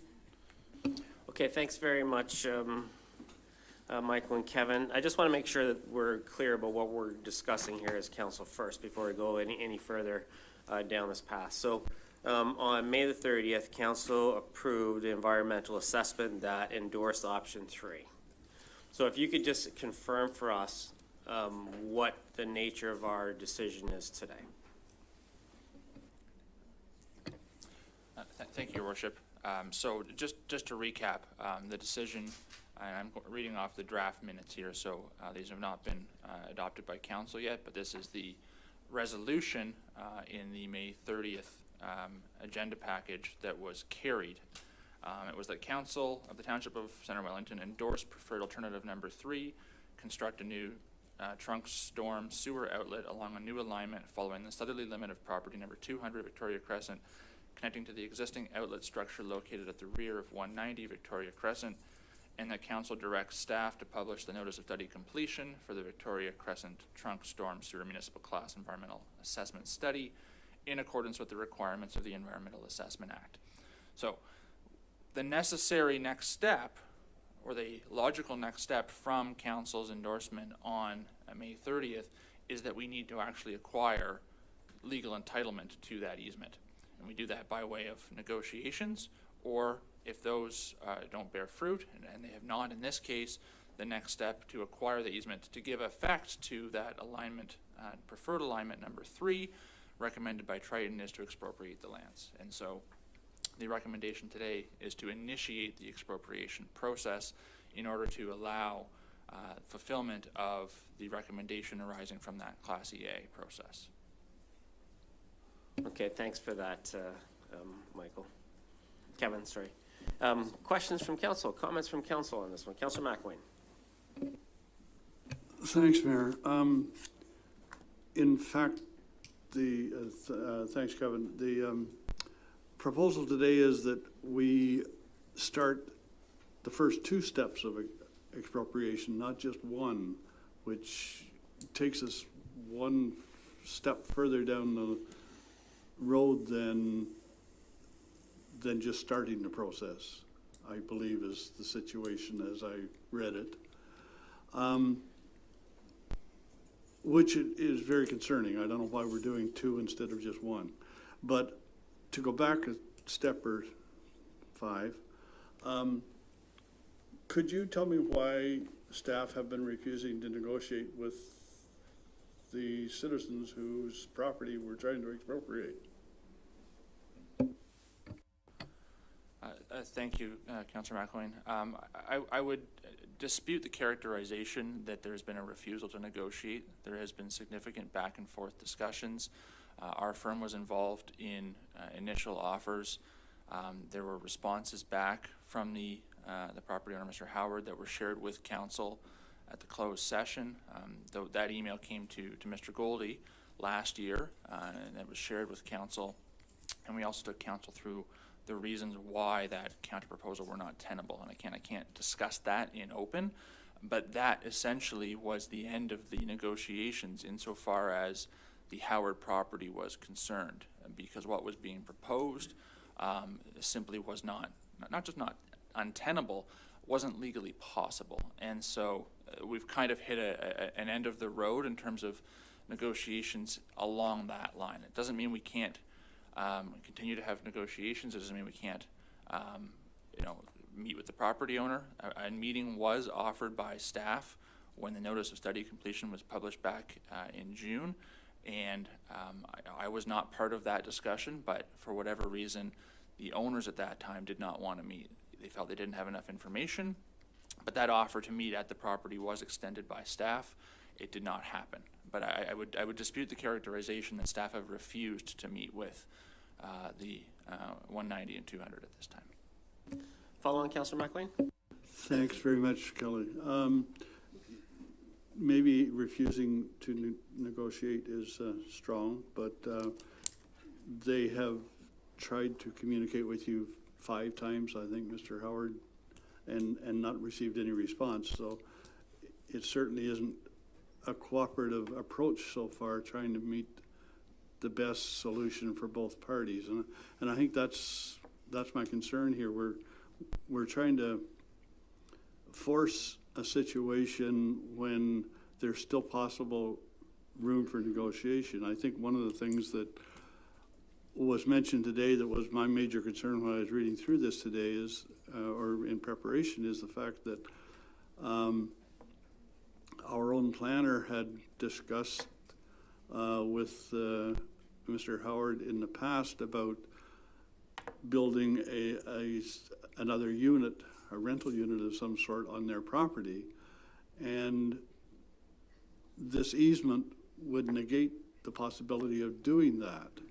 And so I'm guessing that that possible income for the citizen is not part of the negotiation process to date as far as compensation. So I just don't think we're working hard enough to work with Mr. Howard and Mr. Rankins to come up with a solution. Kevin? I can certainly address that, and thank you again, Councillor McElwain. Again, I would, with respect, dispute the characterization that there's been 5 attempts to reach out and no responses. There were questions that were provided by the property owners before council approved alignment number 3. And they were technical in nature, arising out of the Triton Class EA report. And Triton was directed to prepare a comprehensive response to those concerns. Again, there was questions of a technical nature, and a lot of it was clarifications and redirecting the inquirer back to the provisions of the report itself where that information was available. And so there have been attempts to respond to inquiries about why this is necessary, why this route is the preferred route pursuant to the Class EA. And again, Mr. Salmon's not here. He'd be able to speak to the discussions that were had. I was not privy to those discussions, but certainly if we're dealing with potential future development and whether it is constrained by an expropriation, that's a factual determination that would have to be made at an expropriation hearing in terms of what the compensation is at the end of the day. And whether or not that is in fact the case has not been demonstrated.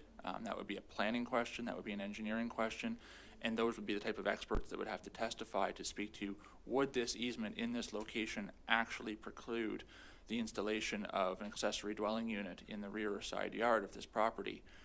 And if so, or if not, what would be the financial impact of this easement? And these are questions we don't have the answers to yet. These are questions that would be determined through that process and the ultimate compensation hearing, should one be requested by the owners.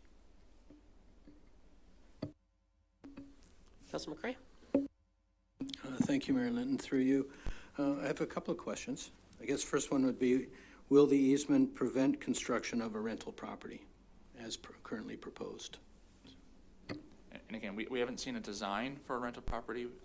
We haven't seen, these are, again, planning questions about what would be required if you were going to put an accessory structure in the side yard, what would be the setbacks, the lot area coverages, and then superimposing that on the location of the easement to say, notwithstanding all of those setbacks and zoning requirements, could an accessory dwelling unit still be accommodated here? And we don't have the answer to that because we don't have a proposal from the homeowner as to what they might be looking to do insofar as a secondary dwelling unit. I have seen preliminary designs for potential severance of the property. And again, we've discussed aspects of that enclosed with council already. And again, that's all I can say about it right now. There are aspects to that were discussed with Mr. Salmon as well. But again, I would defer to him when he's able to speak to the specific conversations that he has had with Mr. Howard. But just to clarify, though, there is nothing about initiating this process that would preclude those discussions with planning to take place. Absolutely not. And I think what I would suggest to council is that the staff, the decision today could direct staff to specifically have further discussions. There's nothing precluding that being added onto the recommendation, that those further discussions are had, that staff are directed to meet on site.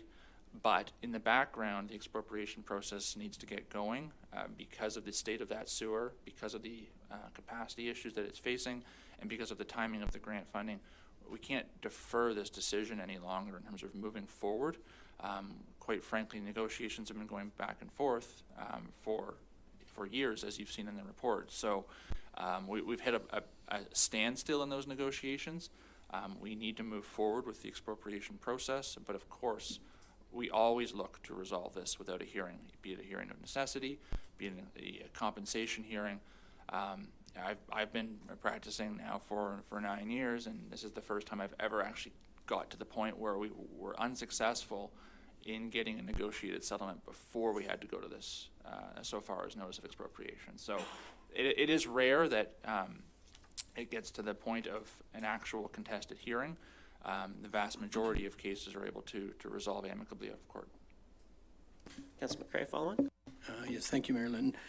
So through you, so what I'm hearing is we've sort of reached an impasse. There's a lack of trust between the different parties. And so I'm wondering, this hearing of necessity, that would be introducing a neutral third party who would have the ability to hear both sides of the debate and then reach a conclusion that would then be recommended to council as an approach to take? Councillor, yes.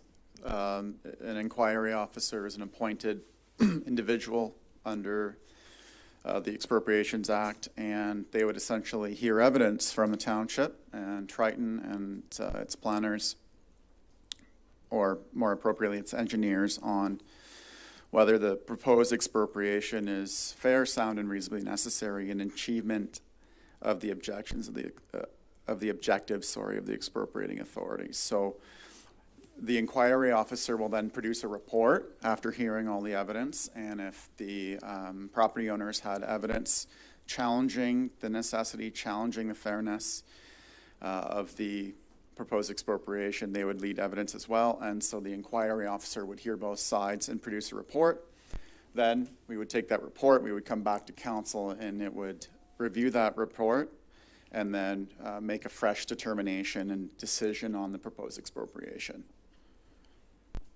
I hope that clarifies your procedural question. No, thank you, that does. Councillor Foster? Thank you, Mayor.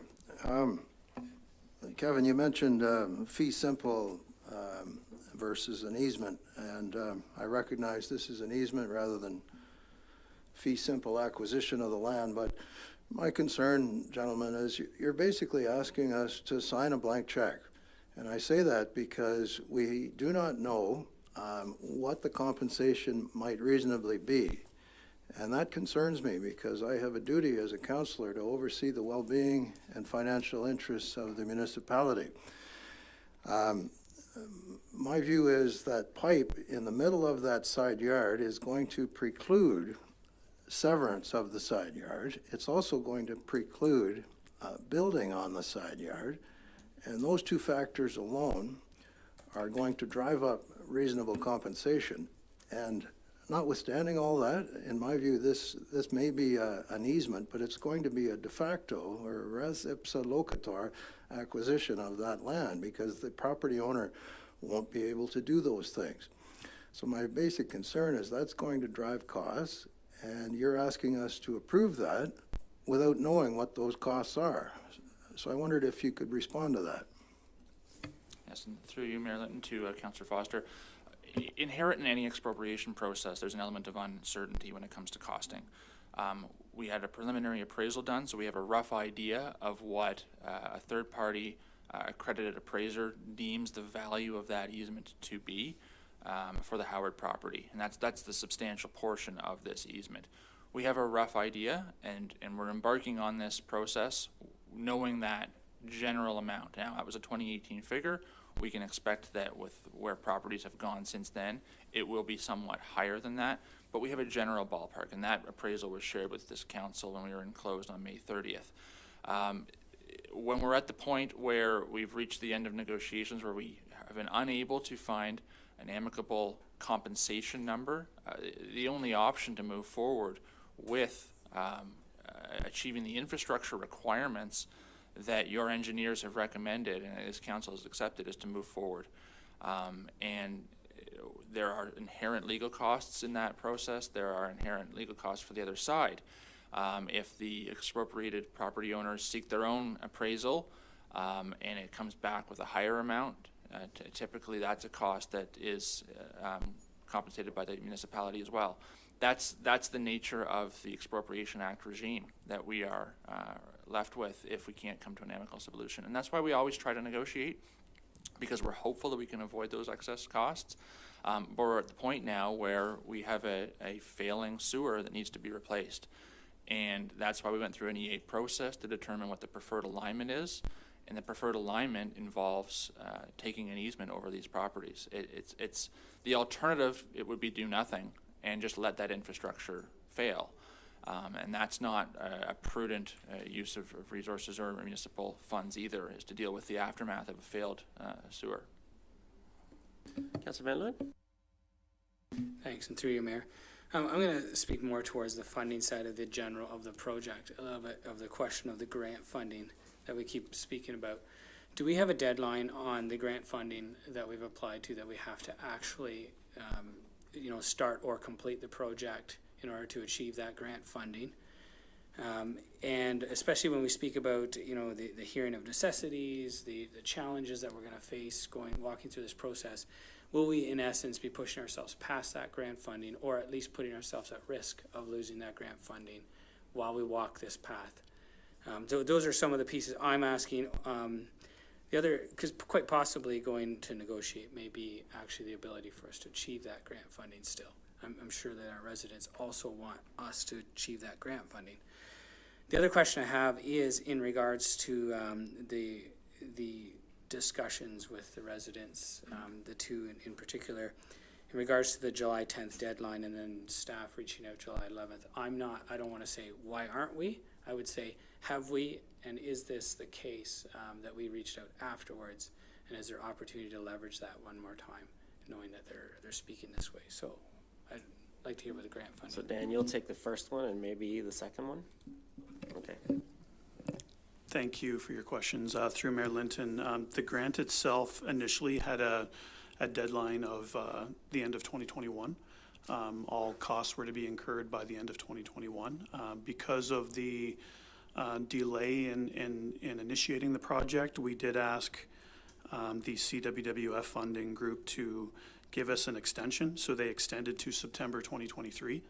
So all costs incurred to September 2023 will be eligible for the CWWF grant funding. We were approved for $197,000 of grant funding to go towards the storm sewer. Anticipated total cost of the storm sewer is $445,000. So if we're unable to proceed and costs are not incurred and this grant expires and we have to continue to replace this storm sewer, that's $197,000 that would have to be funded through taxes. Sorry, can you please provide the other question? And the other one was more just in regards to the statement that the residents made in regards to the fact that we reached out June 11th after the actual date of June 10th, saying in regards to that next steps meeting, and then just really looking at saying they want more information. And is there opportunity to leverage that? And is that the case that was stated? Yep. Yeah, thank you for the question. Through Mayor Linton,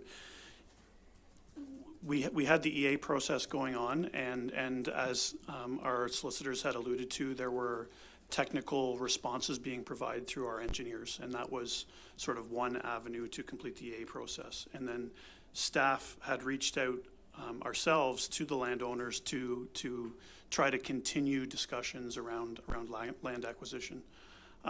That was treated as sort of independent of the EA process. Just the EA process was going on, and our engineers were dealing with that, and staff wanted to reach out and start talking about land acquisition.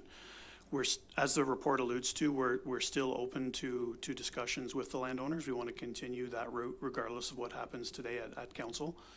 But I think as Mr. Thompson alluded to, we have a storm sewer that's in very bad condition, does not have the capacity that we expect of that storm sewer. And we have this grant that has a very sensitive timeline to it. So we have a number of reasons that we want to get going on this project, and we can have the expropriation process and discussions with the landowners sort of happening at the same time to try to expedite the process. Anything to add to that, Kevin? Or is that good?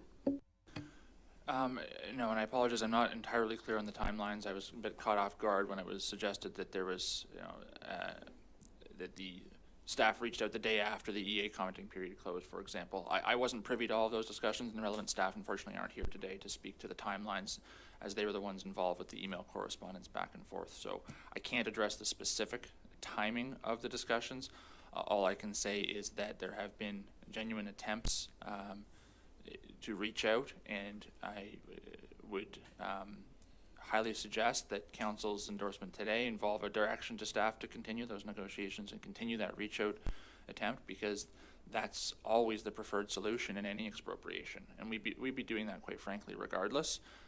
But I think it behooves council to put that formally on the record and give that direction formally to staff and to our offices and to Michael to continue that effort with both property owners.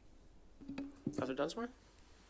Yeah, so Stephen asked my questions. The one that I have for Kevin, well, Kevin alluded to it. I was going to make a friendly amendment to the motion that we put in a section in there that directs staff to negotiate directly with the owners so that we can try to avoid going to the end here. I understand why we're going this path, because the grant's going to expire. If we're going to do expropriation, it takes a year to get there.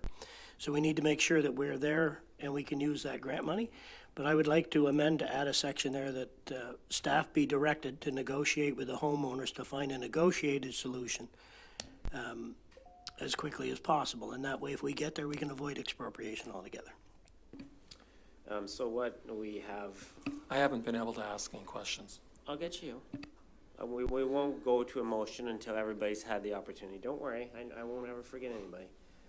So this is what we'll get to after everybody's had an opportunity to speak to this item. That council directs staff together with legal counsel to continue negotiations with the property owners of 190 and 200 Victoria Crescent throughout the expropriation process in order to achieve an amicable. Oh, amicable. Did I spell it wrong? Yeah, you did.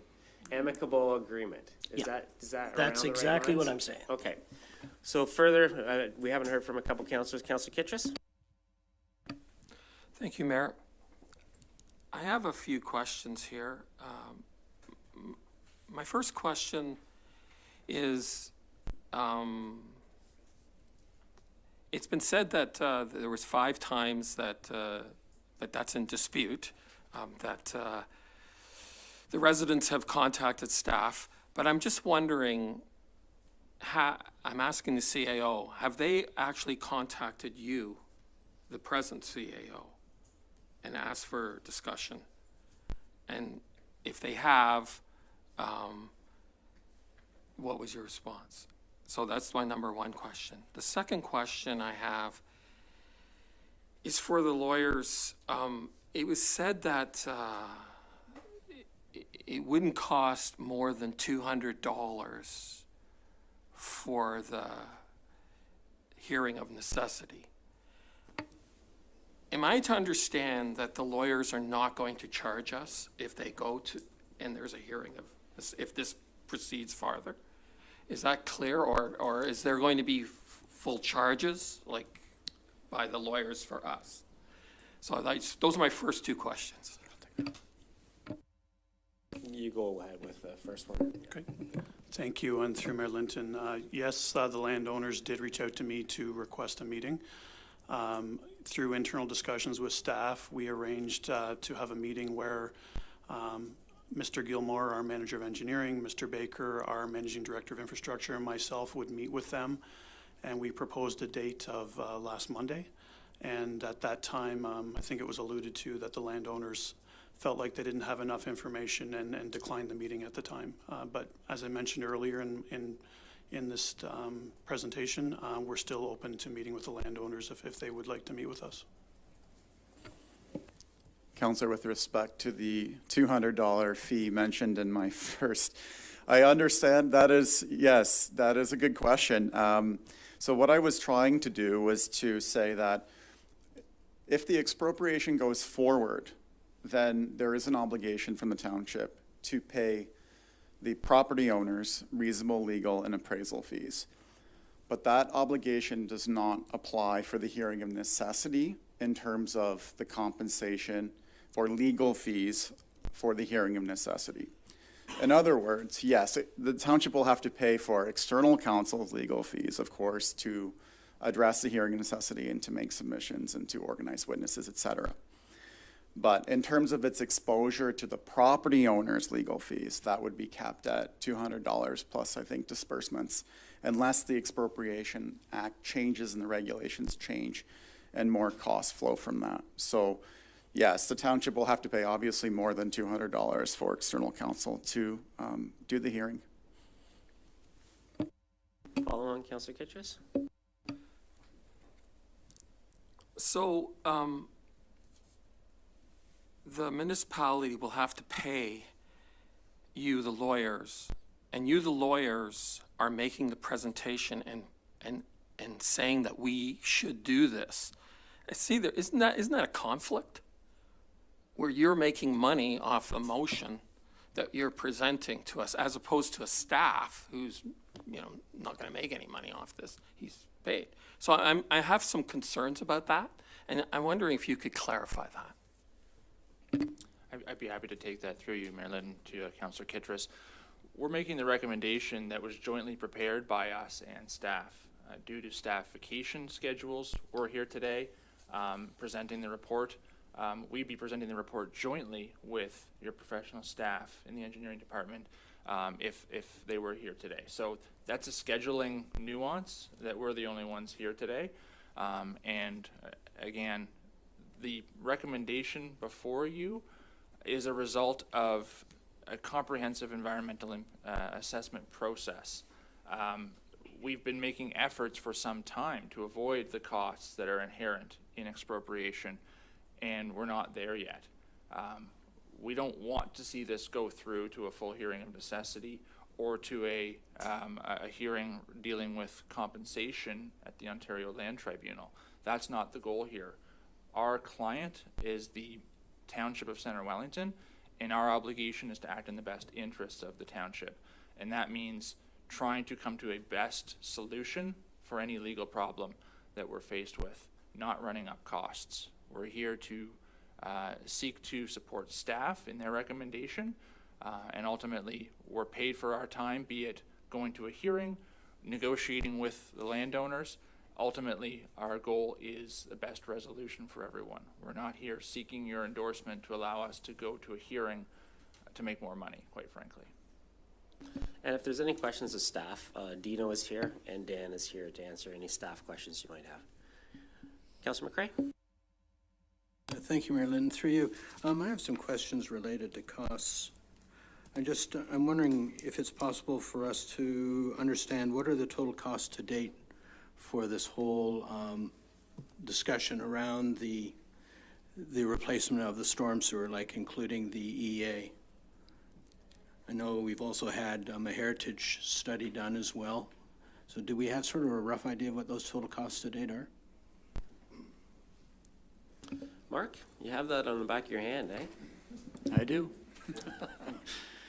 Cost to date anyways, that would have been recorded in our books by last Friday, I guess, total about 90, just shy of 91,000.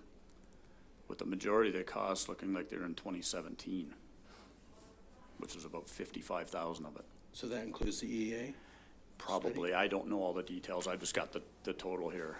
Okay, thank you. My next question then is related to, so right now, as I understand it, alternative 3 is going to cost us $165,000. Alternative 4A, recommended by the residents, is $715,000. And alternative B, also recommended by the residents, is $975,000. So that is based on 2018 costs, or are those current costs?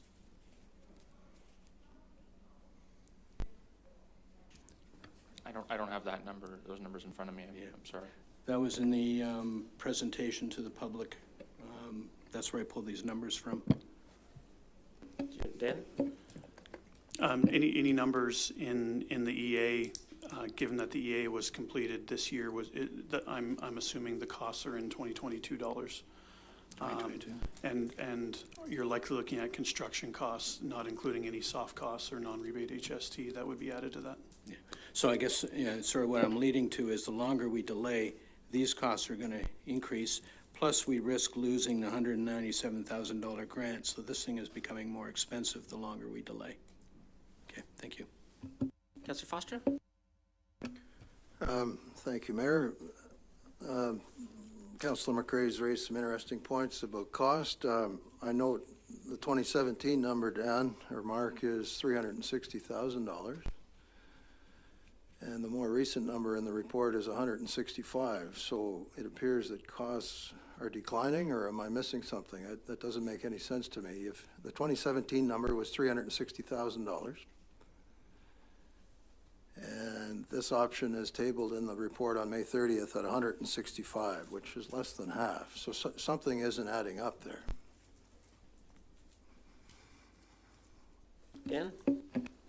Through Mayor Linton, I believe the costs in the EA are construction costs and do not include engineering, project management, land acquisition, non-rebate HST. So those would be added to the costs shown in the environmental assessment. And the $360,000 you're referring to was, I believe, part of the 2017 budget. I believe there was a top-up a few years afterwards, bringing the total budget up to $445,000. Councillor Foster, following? Question for Mark. Is there a budget entry in 2022 for this project? Through you, Mayor Linton. No, there isn't. Dan's correct. 2017, it was a budget of 360, and then 2021 we topped up another 85,000 for a total of 445,000. Councillor Foster? So Mark, if there's no budget entry in 2022 for this project, and given that we don't know what the future compensation costs might be, can we reasonably make this decision? We're effectively binding the next council to future expenses, number one. And number two, we never budgeted for this in 2022. So how then can we make this decision? I'll answer part of that anyways. The reason that there was no budget entry for 2022 is we felt that 445,000 was sufficient funding to carry forward with the project. But clearly it can't be when there's unstated future costs of potential compensation.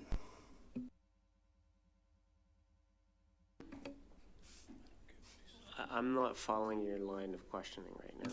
There's no, Mayor, there's no budgeted item in 2022 for this matter. There's unstated future costs for compensation. how then can we make a decision that might bind? Some of these costs will be incurred in a future year, probably.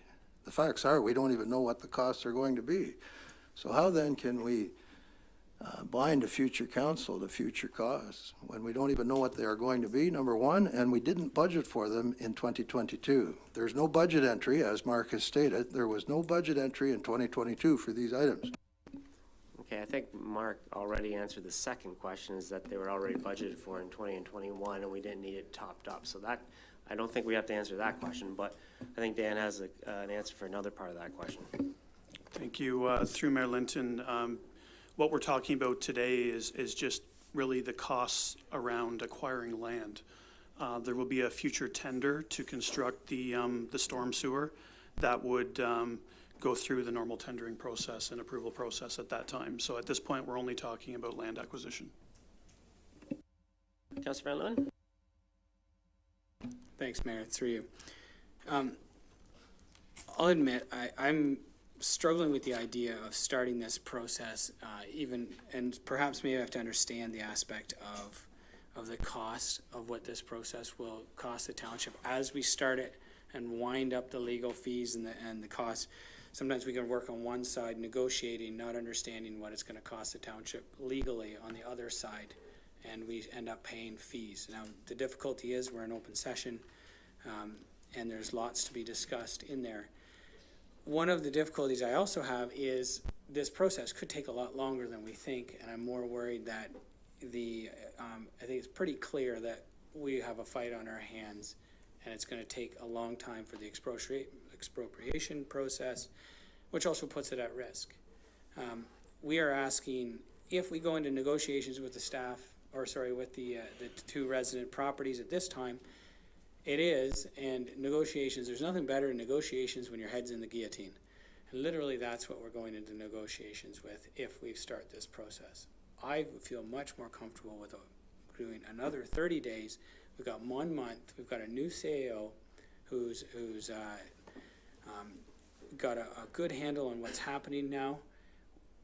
We would probably save more time with 30 days of actually going back to the table and looking at our costs than we would to go forward with the expropriation, the hearing of necessities, the legal fees, and again, that wraps all back into our costs into closed session. But I'm listening to this, I think we need 30 more days to hammer one more time with the councillors, with the two owners of this land. And then this has to kind of look like that last round before we go in, because we're going to lose this based on time frame otherwise. So I'm struggling with this. Thanks. Can I just get a comment from someone about the downside of waiting a month to have this conversation all over again? I don't know, Dan, you want to take that? Yeah, in terms of waiting a month, that there's the timing associated with the grant itself is probably the primary item there. I wouldn't mind getting the clerk's opinion on whether there's an implication around potential lame duck beyond a lame duck situation beyond the middle of August. Again, there is a very strong possibility the township will be in a lame duck situation as of August the 19th. I wouldn't want to make that call. Again, I would probably get a legal opinion on that, but there is that risk, high probability that we will be lame duck. Therefore, decisions deferred could potentially be. Council did delegate authority, but it was capped. So keep that in mind. Councillor McCrae? Thank you, Mayor Linton. Through you. Just following up what Councillor Van Loon was suggesting. What if Council was to amend this to allow for giving the township and the residents 30 more days to have a meeting and try and come to a conclusion? Otherwise, expropriation then proceeds. Would that still provide a sufficient time to meet the granting?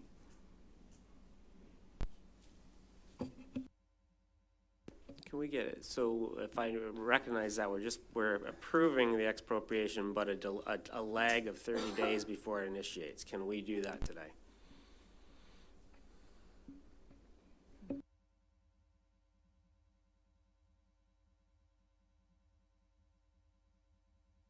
It would make me feel better as a solicitor if we're going to do that, to just simply defer it for 30 days and then remake the decision or put it back to council fresh.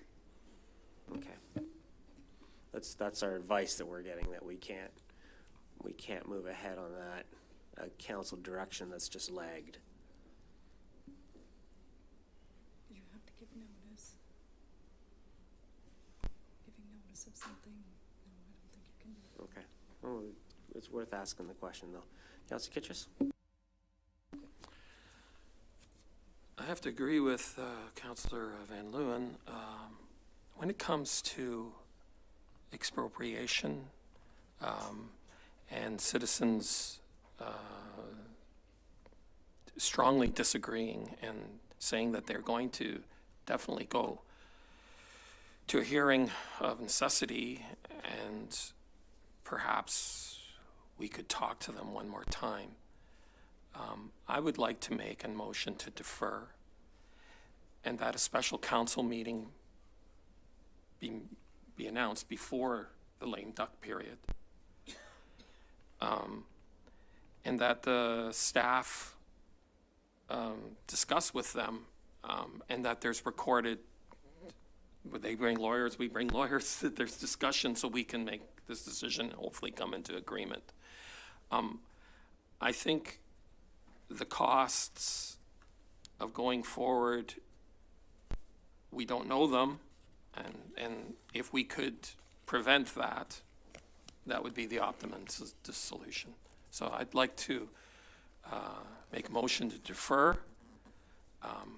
30 days or just before the lame duck period. That meeting can be called at any time, and I think that we should do that. That's the best solution here. It's hard to say whether that will delay the whole granting procedures, but I feel strongly that that if we could not have any hearings, if we could come to agreement with landowners, because the price is in dispute. This is acknowledged by our lawyers, by the people, by everyone, and that is what needs to be solved. One of the major things that needs to be solved here. And so I feel that that is what needs to be done. And I'd like to make that motion. Okay, so we have to clarify the motion a bit, but before we do that, I'm gonna let Kevin speak to that comment. Just on a 30-day deferral, one of the concerns we have is that we do have to update the appraisals, and 30 days is not going to be enough time for us to do full narrative appraisals on those two properties and come back with a market evaluation of what the expropriation should be compensated. And so we can certainly meet with the property owners in this time. We can certainly can try and have discussions, but we're having discussions somewhat without the information we would need to ultimately make a recommendation back to council about an offer for the property. So we're basically picking numbers out of thin air to a degree without an updated narrative appraisal that allows us to bring an educated assessment back to you. So even if we were to agree, it would be not a number that's backed up based on sound property valuation.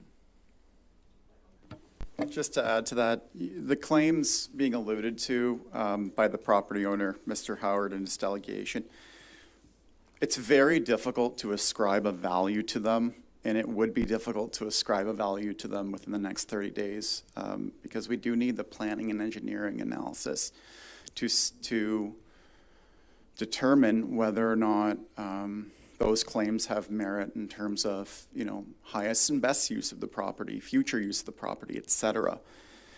So typically in an expropriation, the fair market value is something much less controversial than claims for what we call injurious affection, which are, what is the impact on the remaining lands of this expropriation? So I just don't think that we'll have the requisite advice within the next 30 days. Thank you. Councillor Kittrus, following. So how long would that take?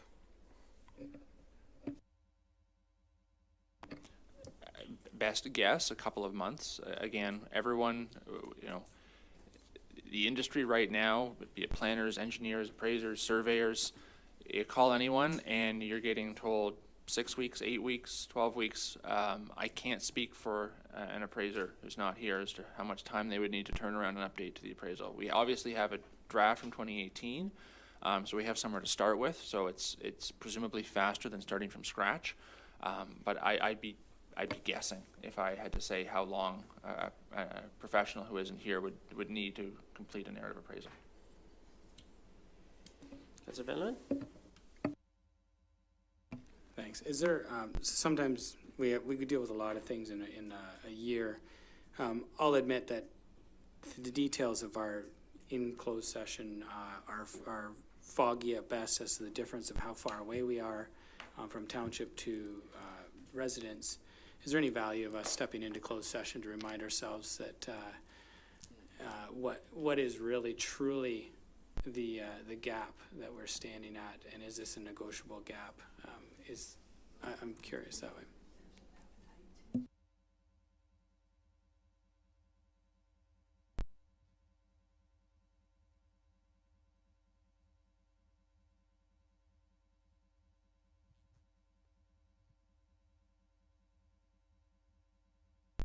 So are you putting forward a motion to go into a closed meeting that is under client solicitor privilege? Yes, please. Seconder for that, Councillor Dunsmore. All in favor of us going? No. No discussion when you go to closed. All in favor of going into closed? Okay, that's carried. So we will take a few minutes to clear the room, and we'll be in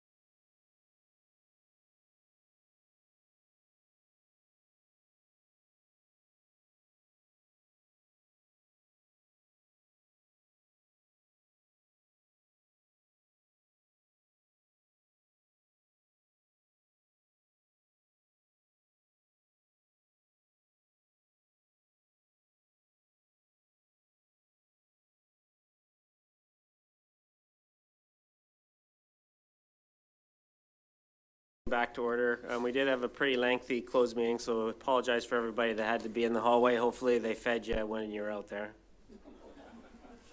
We ordered them to, but I guess they didn't follow through. Oh well, it's a thought that counts. I have nothing to report out of closed meeting, so we'll go back to our consideration of reports, and I'm going to read a pretty lengthy recommendation. And the recommendation reads that council approves the commencement of expropriation proceedings by way of an application for approval to acquire a permanent legal easement and temporary working easement over the properties municipally known as 190 and 200 Victoria Crescent, Elora, for the purpose of constructing a new storm sewer, and that for the purposes of this application, the mayor and clerk be authorized to take any and all necessary actions and proceedings required by the Expropriations Act, the Act, including the execution, publication, and service of notices of application for approval to expropriate a permanent easement and temporary working easement, the notice, with the assistance of external legal counsel, and that the clerk be authorized to forward to the Chief Inquiry Officer for Ontario any request for an inquiry that are received, and external legal counsel be directed to represent the Township of Centre Wellington, the Township, as necessary at such inquiry, hearing of necessity, or proceedings held under the Act, and that staff report back to council in the event of a report is received from an inquiry officer pursuant any hearing of necessity held under the Act, and that council as approving authority approve the expropriation of a permanent legal easement and temporary working easement over the properties where no hearing of necessity is requested or such request is withdrawn in accordance with the Act. Council approval is deemed to be given 31 days following the first publication of notice where no hearing of necessity is requested in accordance with the Act. And that where approval to expropriate a permitted legal easement and temporary working easement over the properties is given, the following steps are authorized to be taken with respect to the expropriation. A, the clerk be authorized and directed to sign and execute on behalf of the township a certificate of approval and to execute and serve any document or notice required under the Act. B, that a plan of expropriation be prepared and registered in the proper land registry office in accordance with the Act. C, that notice of expropriation be served together with a notice of election as to the date of the assessment and compensation, and a notice of possession as to the date the expropriating authority requires possession of the expropriated lands, which shall be at the least 3 months after the date of service of the notice of possession, all in accordance with the Act. D, that the appraisal report be obtained in respect of the market value of the expropriated lands and, if applicable, damages for injurious affection and other compensation, all in accordance with the Act. E, that an offer of full compensation and an offer for immediate payment of 100% of the market value of the expropriated lands as estimated by the expropriating authority be served together with a copy of the appraisal report, all in accordance with Section 25 of the Act. F, that the compensation be paid to the owner of the expropriated land following the acceptance of the offer made pursuant to Section 25 of the Act. And G, that all necessary steps be taken to obtain the expropriated lands noted at 190 and 200 Victoria Crescent for the purpose of constructing a new storm sewer, and that where approval to expropriate a permanent legal easement and a temporary working easement over the properties be given, council authorizes the introduction of the necessary bylaws to give effect to these recommendations, and that council directs staff together with legal counsel to continue negotiations with the property owners of 190 and 200 Victoria Crescent throughout the expropriation process in order to achieve an amicable agreement. Moved by Councillor Dunsmore, second by Councillor McCrae. Comments, questions from council? Councillor Foster. Thank you, Mayor. I'm not in favor of this recommendation. I believe it's a blank check. We're signing a blank check because of unknown future costs, including fair and adequate compensation to the landowner. We've never had an effective and accurate number on the cost of the drain, as I mentioned earlier. For all of the above reasons, I'm making a motion to refer this back to staff. And I'd like to see full and complete and accurate information on all costing, including a reasonable estimate of the compensation that's going to be required. And I'd like to see an amendment to the 2022 budget to include the costs of expropriation, or at least an estimate thereof. So I'm making that motion to refer this back and have this matter reconsidered. Okay, so a referral motion has been made. Can I get a seconder for that referral motion back to staff?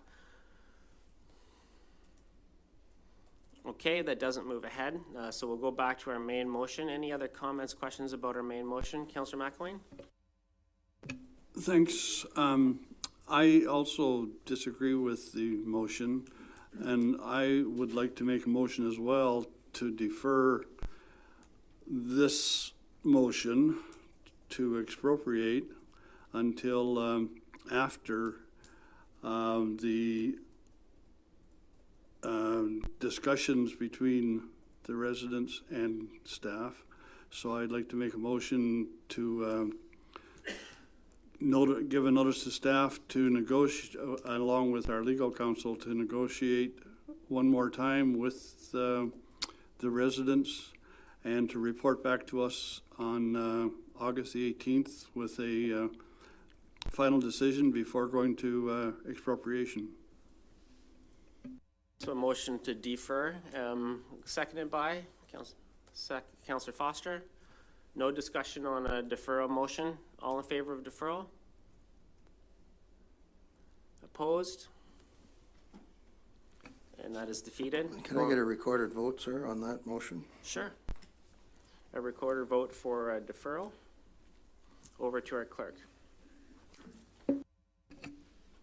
Councillor Van Leeuwen? No. Councillor Foster? In favor of deferral. Councillor McElwain? Yes. Councillor McCrae? No. Councillor Kittredge? Yes. Councillor Dunsmore? No. And Mayor Linton? No. It's confirmed it was defeated. Okay. Going back to our main motion, any other comments, questions from council? All in favor? Opposed? And that carries. Can we get a recorded vote, sir? Sure. Record a vote over to our clerk. Councillor Van Leeuwen? Yes. Councillor Foster? No. Councillor McElwain? No. Councillor McCrae? Yes. Councillor Kittredge? No. Councillor Dunsmore? Yes. And Mayor Linton? Yes. Confirmed it's carried. Okay, moving on in our agenda to 7.2, draft trees on public property bylaw. And we have a report from Madeleine, our landscape architect and urban forestry project manager. And I will give Matt the opportunity to come up and present his report. Paul Dre is here as well. Oh, also Paul Dre is here and he can provide some support to this report as well.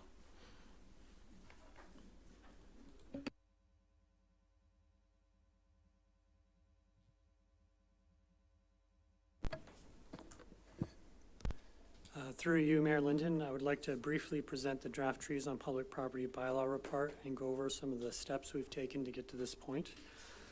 I'm then going to hand it over to Paul Dre to present the draft bylaw. Paul has provided prosecution services to 35 municipalities and government agencies and has been the township's consultant on several new and updated municipal bylaws. On March 22nd, 2021, staff presented a report to council advocating for the creation of a bylaw that would protect trees located on public property. In 2018, council approved the public forest policy, which is a document that outlined the township's commitment to protecting public trees, as well as preserving and enhancing urban canopy in general. However, the goals of the policy can only be achieved by voluntary compliance with the guidelines. There's no option for enforcement. So that's one of the issues that this bylaw would resolve. What we found is that while the policy has been useful as a reference document, public trees were still being injured and minimum tree protection guidelines not generally being followed. We proposed a new bylaw to increase compliance with township public tree protection policies and to support the township's corporate strategic plan goal of an active, caring community. The strategic direction that we will care for our natural environment and the initiative to enhance the urban tree canopy and investigate ways to control tree planting costs and to preserve existing tree cover. So at that meeting, council directed staff to solicit feedback on the proposed bylaw from residents of Center Wellington.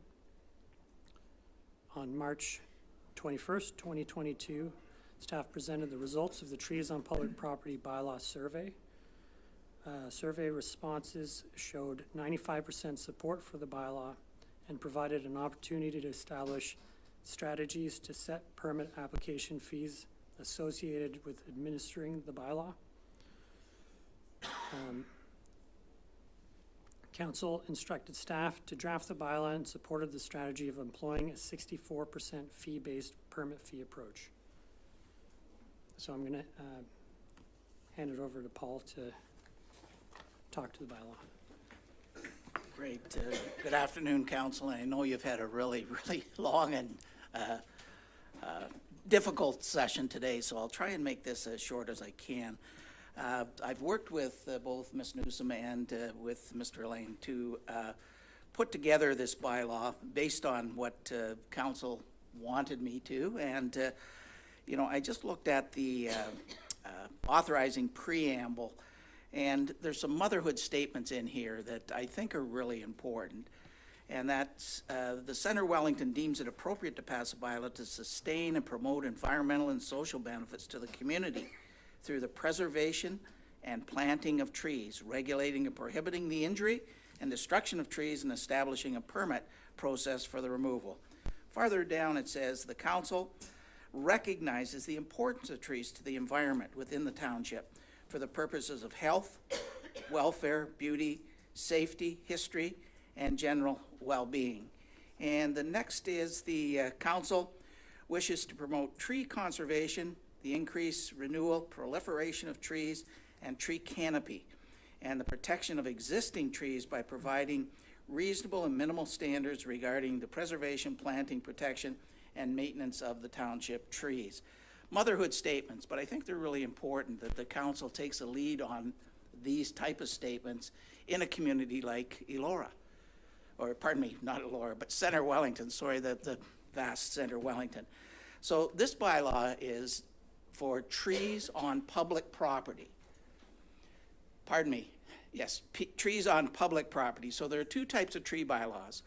Trees on private property, where you get on to people's property to say you can't cut down your own tree, you have to have a permit. That isn't where we're at here. These are trees that exist or are on public right-of-ways, boulevards, backing onto parks, those type of trees. But people have a tendency, I don't like that tree. It blocks my view. Wait a minute, I can't see out of the driveway, so I'll just cut the damn thing down. Well, that's great if you have, you have a policy that says they can't do it. But now what we're moving into is a bylaw that says if you do it, then you're going to have to compensate, plant a new tree. You're going to have to get a permit for that. There's a whole gamut of things here to stop. The other thing it'll stop is once, and there's an exemption in this bylaw for people who, developers, who enter into a site plan agreement. But a lot of developers own the property, and before site plan is signed, they go in and clean the trees they don't want on the boulevard out of there, or they clean the trees that they don't like out of there on public property, because they know eventually they're going to have a difficult time trying to get a permit to remove mature, beautiful trees. So I'm not going to go through the bylaw. There's definitions. If anybody has any questions with regard to them, the first section 2.1 talks about the director is authorized, and again it goes through to plant trees, to care and maintenance of trees. Boundary trees are determined to be 50% or more on township property. Identify, this is interesting, identify, and that would refer to Mr. Elaine, but identify trees, species of trees which are prohibited on township property. So there may be some that you don't want on township property that would block the view out of a driveway, possibly a spruce or pine tree. You wouldn't want on the boulevard. You want trees where you can see and have a view. The next are general provisions, and those are just if somebody does something, then we can take them to court and say, you shouldn't do this. The other thing we're going to put together with this bylaw is short form wordings and set fines. It doesn't become part of the bylaw, and I've explained this before. It's an order from the court that makes the set fines and short form wordings, and I understand that the bylaw officer is working on those as we speak. I stand to be corrected, but is working on those. I'm getting a nod that those will be in place, but they're not part of this bylaw as it stands. So the general provisions are what you can't do. The next section 4 is making an application for a permit, and it goes through there. Basically, I just, because this is on your property, there's some things in there that I think are important, and they have to file a certificate of insurance in the form satisfactory to the township, naming the township as additional insured with the coverage limit not less than $2 million. So usually that's on your household policy, but where you're getting a permit, we want to indemnify the township when somebody's doing work on our property. And it just goes through with a list there. The required application fee, administrative approval, and inspection fees will be set out in the township fees and services bylaw. So they're not part of that. And I know Mr. Lane alluded to that on how they're going to set that, but they're not part of this particular bylaw. And so the next is the permit itself. And it goes through some of the conditions that the township may ask for if you're going to remove a tree. And so the condition and the viability of the tree, the location of the tree, impacts on the tree protection zone. And if you just read that in its by itself, you say, well, what the hell is a tree protection zone? So you have to go back to the definitions, and it means the minimum required setback distance and tree protection barrier needed to protect a tree during any activity in the construction process that may injure or destroy a tree and is based on generally accepted good agricultural principles. So if we look, and I live on Water Street, and if we go to the South River development there are a number of trees in there, and when they put up screening and fencing to protect those trees on the boulevard, some actually came down before the development, but they did put the screening up, and that's this tree protection zone. So they have to protect those type of things. Erosion, flood control, if a tree is a century tree, and again, it's defined or should be protected as a century tree. And it just goes through a list there. I'm not going to read them all. Terms and conditions of the permit, post the permit, maintain the tree protection zone in a neat and tidy order, not park or move vehicles or equipment which may negatively impact the tree. And again, I'm not going to read them all, but it's theirs. It also in H is an indemnification clause as well with regard to the township. Orders and remedial action.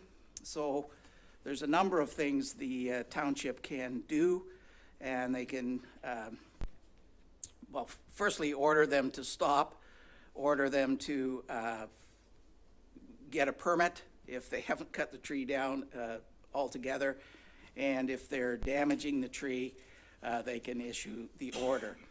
Now, this order, not like the order for site alteration, doesn't come to council.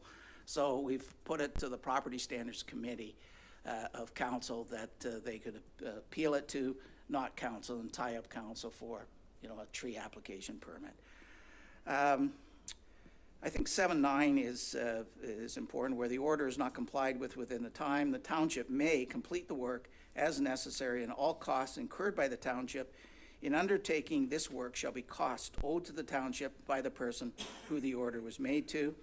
And in 7.10, the township may recover the cost of doing anything pursuant to this bylaw by drawing on securities posted by action or by adding the cost to the tax roll and collecting them in the same manner as taxes. So there's that as well. In the enforcement provisions, pretty straightforward. I am going to make one little change to this, and it's so we can get the short form wordings approved. And the Attorney General wants a clause that just says any person who contravenes any section of this bylaw is guilty of an offense and punishable under the Provincial Offences Act. I don't think it needs to be there, but I've had discussions with them. Let's get it in. So that clause will be added, Madam Clerk. So it's not here, but I would like to add that so Satnam can get those short form wordings, and you and Satnam get those done. Hinder and obstruct is in there. I think that's, I have put in here too in 8.3, every person who contravenes any provision in this bylaw or an order issued pursuant to this bylaw, or every director or officer of a corporation who knowingly concurs in the contravention of the bylaw is guilty of an offense, and upon conviction is liable to. So that's where you have a corporation that injures or destroys a tree. You can go back after the principals of the corporation, so they can't escape liability, but they have to knowingly concur. So it makes it a different type of offense, but if they know about it, then they're liable. And that's it. The short title is Trees on Public Property Bylaw. So I'm here for any questions at all. I know you've had a long day. Thanks very much, Paul, and thanks very much, Matt, for all the work that went into this. And I just want to recognize that Tony Ellis is here as well, and she's been a huge supporter of trees across Central Wellington for many, many years now, and I think she would have loved us writing in those motherhood statements, because I think they are true to what she thinks, has been thinking and telling us for years and years now. So appreciate you coming here, Tony. Any questions, comments from council? Councillor Foster. Thank you, Mayor, and thank you, Paul. So just a general question, Paul. I put myself in the shoes of a homeowner. Let's say you're putting in a new driveway, and right adjacent to your driveway is a public tree. So just talk me through what does that person need to do? I understand in principle. I just want to hear it in layman's terms. What does that Joe and Jane homeowner have to do to comply with this bylaw, et cetera? And so the citizen, if I take your question, wants to cut that tree down. Not necessarily. Probably putting in a new driveway, but they also don't want to damage that tree because the tree is adjacent there too. And they don't really need to do anything if they're not going to damage it. If they are going to damage the area, then they would have to apply for a permit. But to put in a driveway generally does not injure or destroy a tree unless, you know, they dig down and they affect the roots. But it's covered in this bylaw with regard to that. But the citizen would call the township, and the township would advise, if you're doing this, you have to be. And I think that would tree protection zone means the minimum requires, thank you, but I think this would be the route here, the minimum required setback distance and tree protection barrier needed to protect a tree during any activity in the construction process that may injure or destroy the tree, and is based on generally accepted good agricultural principles. So you would have to call, Matthew would likely go out, have a look, and say, okay, it has to be so many feet away from this, and you'd get you wouldn't have to have a permit for that, but at least the tree's protected. Okay. Councillor Kittrus. Thank you, Mayor. I have a few questions. What qualifies as a tree in terms of diameter of the... I think we've got the definition in here. This is Matthew who helped me here. Maybe Matthew can answer some of these questions. About trees? Sure. Yeah, well, the way it's worded means any species of woody perennial plant, including its root system, reaching a minimum height of 3 meters. So there is no diameter in the bylaw. Matthew, maybe you can comment on that, but that's how I read it. And I think we discussed that, during our discussions about putting a DCB in there. Yeah, it's the difficulty being that different species of trees have different mature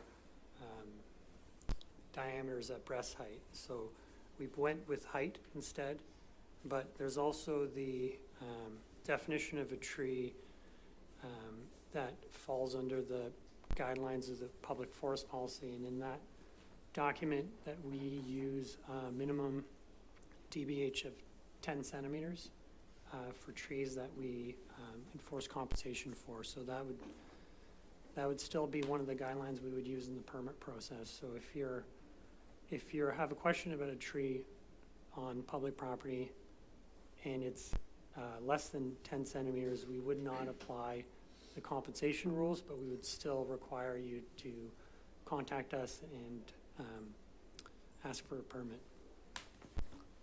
Follow up. Councillor Kittredge, follow on. What about trees and ditches and dead tree, ash trees that are on the side of the roads in rural? And I'm wondering, is this applying only in the urban core, or is this in all the rural areas also? I'll answer the first question. It applies to ditches because they're part of the highway, so they're part of what you own. So you own the highway from fence line to fence line, so that's what this tree bylaw is all about. The second is what about ash trees that are, line the rural area? If they're on public property, this does not apply, private property, it does not apply.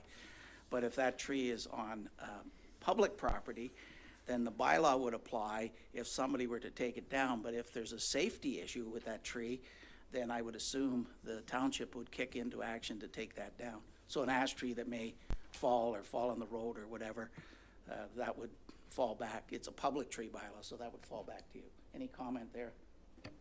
Yeah, and the definitions for the permit, 5.1D, it does mention the condition and viability of a tree. So if it's an ash tree and we know it's infested with the emerald ash borer or likely to be infested, that would change how we would consider granting or not granting the permit for removal or compensation. So an ash tree, for example, I don't anticipate we would ask for compensation for an ash tree on public property that is being removed for a valid reason. Because it's dead normally. And if it's dead, then it's not a permit issue. That becomes a maintenance issue. The township is responsible for maintaining it. Follow on, Councillor Kittredge. Is there any part of this where there's a clause where you can come in and just discuss this? Because it sort of seems like you got to do all this. There's lots of dead ash trees or almost dead ash trees in the rural areas, and it seems onerous that you have to make an application for each one, or can we just sort of invite somebody over and you spray paint which ones can be chopped down? Like, is there some sort of easy way of doing that? Yeah, I think you contact the, pardon me? Yeah, go ahead. So the township has a service request system. If anyone calls with a concern about a tree on public property, it can be received by different departments, and then it goes into a shared system. So that information comes to us with the person's address and contact information. We go inspect it, and if there's immediate work that's needed, that happens. It's communicated back to the resident, or in some cases it's someone in the area that's concerned about the safety of a tree, and then it doesn't have to become part of a permit request. The permit's more intended to capture situations where someone wants to make a change to their property, and they've got, there's anticipated impacts to trees that are there.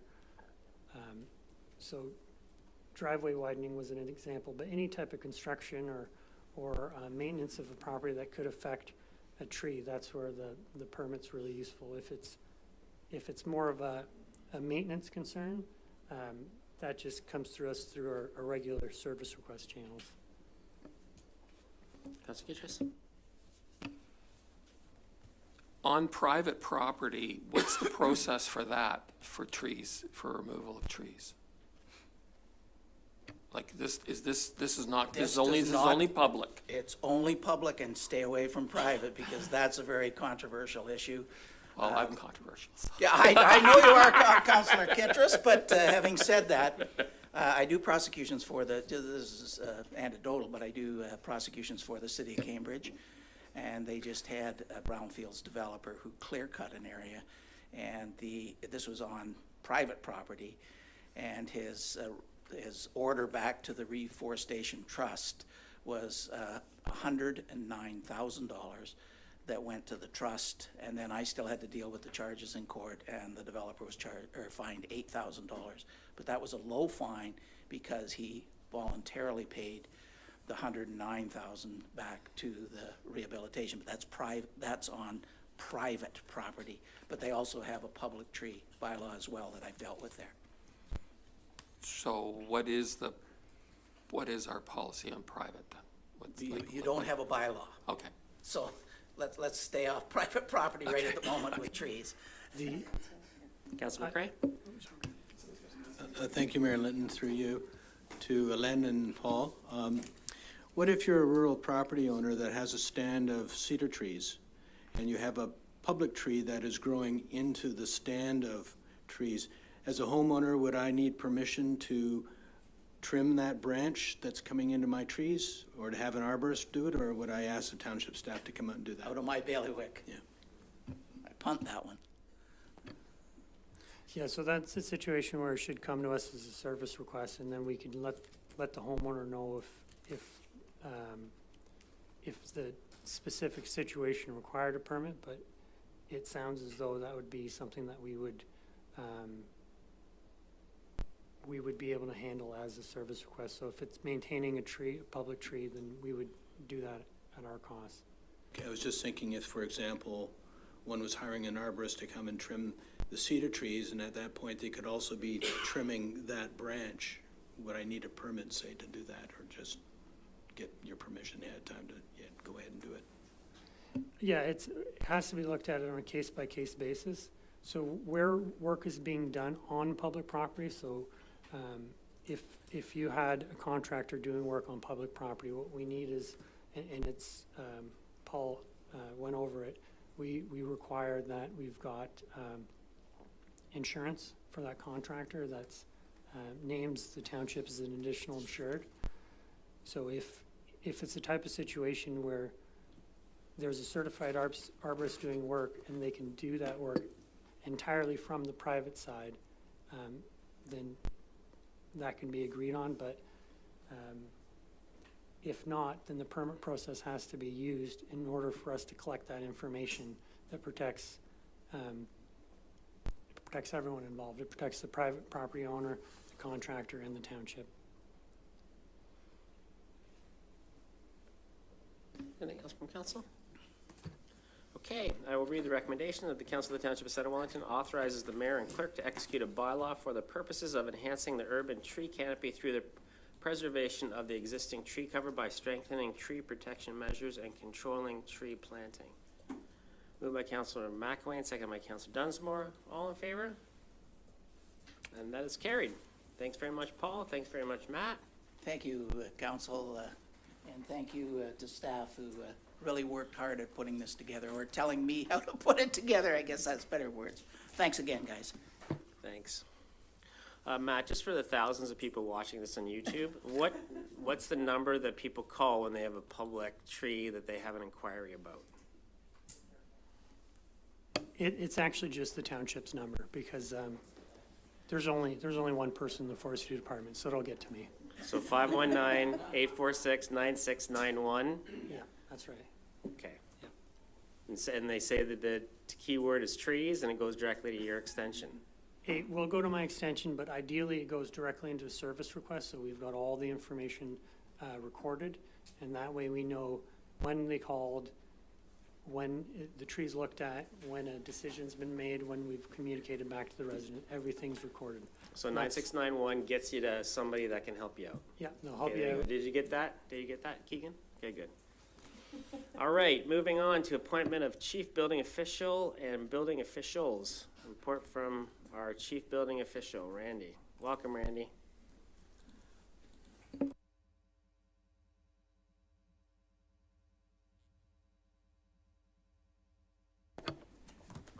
Good afternoon, Mayor Linton and members of council.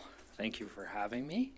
So this is a standard bylaw. The Ontario Building Code Act requires council to appoint your building officials, and due to a some recent changes in staff, this particular bylaw is taking a building official who has moved on to another municipality off and adding a new building official to the appointment bylaw so that we can get him on the road doing his thing. Yeah. And that's pretty well it. Perfect, thanks, Randy. A recommendation here that the Council of the Township of Center Wellington authorizes the mayor and clerk to execute a bylaw appointing a chief building official and building officials. Mover, please, Councillor Foster, seconded by Councillor Dunsmore. Any questions on that one? All in favor? And that's approved. Thank you so much. Thanks so much for spending the whole day with us today. For that 5 minutes. 5 minutes of fame. That's all right. Thanks again. 7-4, Aquatic Center level of service. And we have our Manager of Recreation Programs, Bruce Parkin, here. Welcome, Bruce.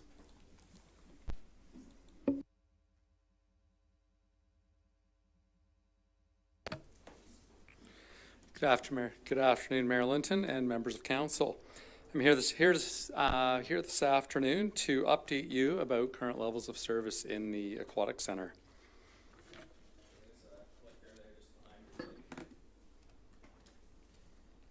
Go right.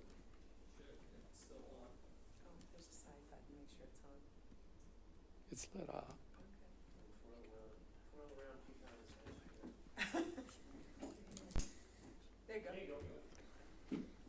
I don't even know what button I hit right now. Okay, so the issue at hand right now, the Aquatic Center is currently unable to achieve levels of service that we had established pre-pandemic due to a lack of staff. So in the chart, we took a snapshot year by year over the last number of years of where we've been at with our current aquatic staffing. So if we go back to 2018, we were consistently in the 40-41 range. As of this past December, we were down at 29. Our ideal staff complement that we're aiming for when we look at growth is a range of 50 to 60 staff. So that's where our goal is. This is required to cover the number of programming hours that are approved annually in our budget. The budget approves the number of lifeguard hours worked in the year. The Aquatic Center is currently short-staffed for a number of reasons. Typically, most staff are between the ages of 16 and 18 years of age. After grade 12, many staff move out of town for school and are no longer working for us. Due to the age of the majority of our staff, this job typically has a high turnover rate. We have our staff for approximately 3 years. As a result, we require a constant influx of new young guards to maintain our staffing levels. Some of the challenges that we're facing now, we laid off numerous staff during the pandemic, and some of those staff found other jobs that weren't with the township. Due to the COVID-19 pandemic, we experienced 2 years with limited training opportunities, so we have a gap of trained youth who are available and able to apply to fill these positions for us. The significant training required can be a barrier to becoming a lifeguard compared to working other student jobs such as fast food or other retail positions. To enter the field, they need to be competent swimmers. It typically takes candidates 2 to 3 years to complete the certifications. The training courses total approximately 150 hours, and the total cost if they do the courses with us here in Center Wellington is approximately $1,300. This is certainly an issue nationally. It's not just limited to Center Wellington. Some of the other challenges we're facing is gradually minimum wage has increased and our lifeguard rates have not increased at the same rate. So currently we're providing similar pay to other student jobs. So why is this a problem? There's a reduced service level due to a lack of our staff. So we have reduced program capacities. So instead of having 2 guards on the deck, we've got 1 guard on the deck. Staff are able to guard a specific number of people in the pool, and those numbers are legislated by the Ontario Regulation 565. Currently, we're still requiring pre-registration for aquafit programs so that we aren't having to turn people away at the door if there's too many people in the pool. They pre-register and then they come into their programs. Other services that are reduced, we have a limited availability of our water slide because the additional staff and requirements for that, limited availability with the whirlpool. We've reduced the number of lessons that we're actually offering in the pool. So in our swimming lessons, we're typically now programming for 3 or 4 instructors in the pool Pre-pandemic, we were regularly scheduling six to 8 instructors in the pool at a time. On top of that, we've still had to cancel lessons, so we've had people registered for programs, and then we haven't had staff available. We've had to cancel those programs once people had already paid and got registered for those programs. So basically the solution is we need to find ways to attract aquatic staff. We're working on a recruitment strategy and compensation. So our view is we need to compensate for the hours of training it takes to become certified and then subsidize those certification costs. We're looking at a two-part approach as well. So we would compensate for the responsibility and the qualifications required for the job. I'm going to talk about these separately. Clicker's working a whole lot better now. It just seemed to take some time at the start.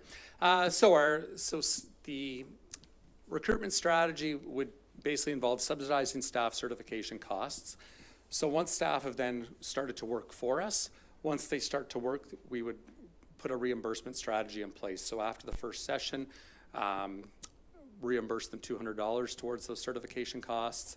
Once they've worked 350 hours, provide another $200 rebate. And then once they've worked 700 hours with us, repay an additional 200 hours. So it would repay 600 of the $1,300 that they've outlaid to get certified to get the job in the first place. Staff are required to recertify their lifeguard first aid certifications every 2 years, and we would look to provide free recertifications for staff while they're working for the township. We'd look at a reduced rate for leadership course retakes. So if somebody comes in, they takes a program, whether it's a lifeguard program or instructor program that they're trying to get certified and they were unsuccessful at it, rather than having to pay full price to come and take that course again, we'd offer a reduced rate. So basically offer the fee that it costs us for that certification, but get a reduced rate for that retake to try and keep them in the system and encourage them to stick with it and try it again to get those courses.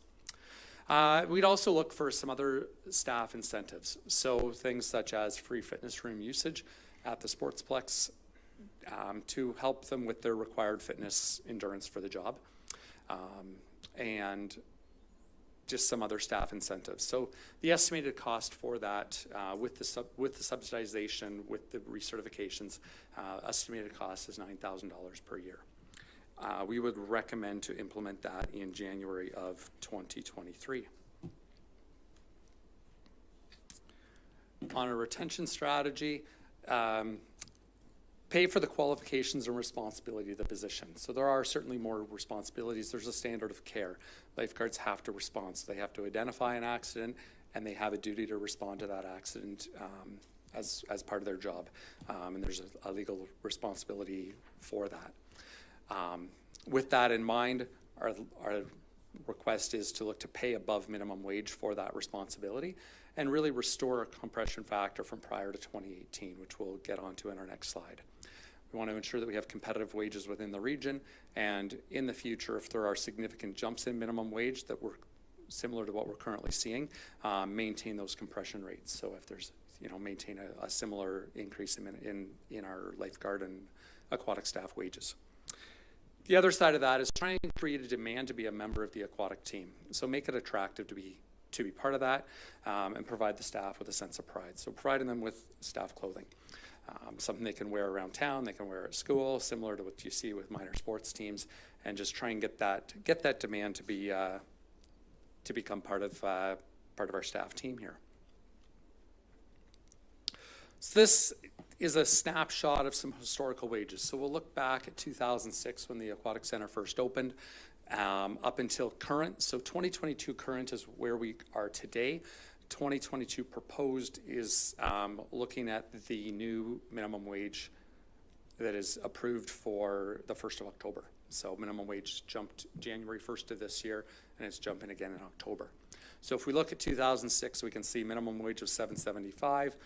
All of the aquatic staff were above. A starting lifeguard was $1 above minimum wage, instructors $1.50 over minimum wage, and deck supervisors beyond from that. As minimum wage jumped, there were a series of jumps in 2007, 8, and 9. We maintained that compression factor, and we were still paying competitively. if we look currently, our assistant instructors start at minimum wage, our lifeguards start at minimum wage, and our instructors and deck supervisors have not increased at the same proportion. And then obviously when we look at October, we're looking at a $15.50 jump, or a $15.50 minimum wage. So we're looking at introducing a new scale for the fall.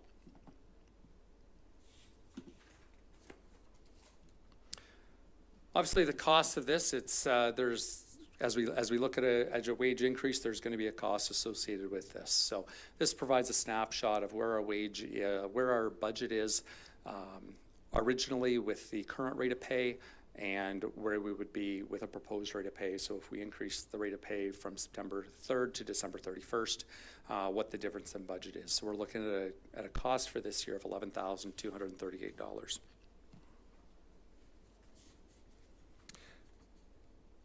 Tying in with this, of course, when we come into our 2023 rates and fees, we'd look to increase our rates and fees, and that'll be another decision as we look at our 2023 rates and fees. As far as culture development, we're looking to provide complimentary clothing, so $3,600 a year. So if we had 60 staff, we'd look at approximately $60 for an item of clothing. And again, that's something the staff can wear. They can wear it around town and just develop a buzz about the position, about the job, about the opportunities they have as an aquatic staff member. And the fitness room usage would have no additional cost really borne by the township. The fitness center's there and the equipment's in our facility. But it is certainly an added perk for our staff. So when we look at total cost, annual cost would be $30,000, approximately $30,000 in wages. $3,600 is as a culture. $10,000 when we look at the certification, the recertification, and the subsidy program, with a total estimated cost of $43,600 per year. So when we look to try and recover some of these costs, a lot of our annual, so the annual expense is $43,600. Over the next 3 years, we would plan to increase our rates and fees. So over and above the traditional cost of living increases, a 9% increase phased in over 3 years to the fees that were admission fees for programs. And on the lesson side of things, we'd look at a 4% increase spread over 2 years for swim lessons and those other instructed programs. So the estimated revenue from these increases would be an additional $24,000.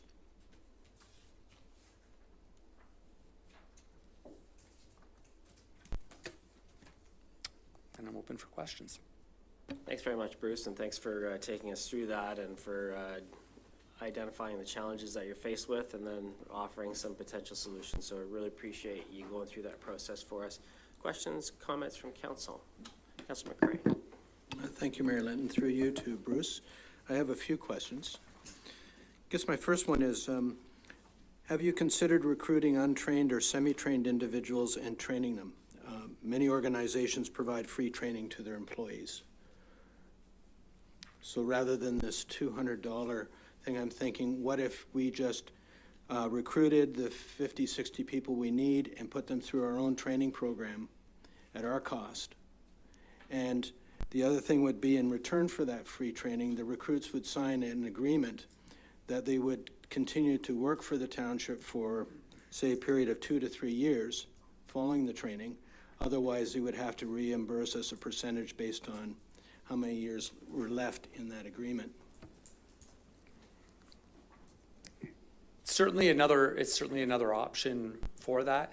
The hope was just to make things streamlined and to make it work. We're bringing in youth in a lot of cases that are 13 years of age. So when they start in at a bronze medallion, a bronze cross, like at those preliminary levels, they may not know that they want to become a lifeguard or instructor. It could be something that mom or dad signed them up to learn some life-saving skills so they could be safe at the cottage or safe at a beach, which certainly part of the goal of those courses is to make them safe around water. They know how to do rescues if they're, if they're in a conservation area, or if they're in the river. They're not necessarily looking to become a lifeguard, or they don't necessarily know that at the age of 13 that that's what they're wanting to do.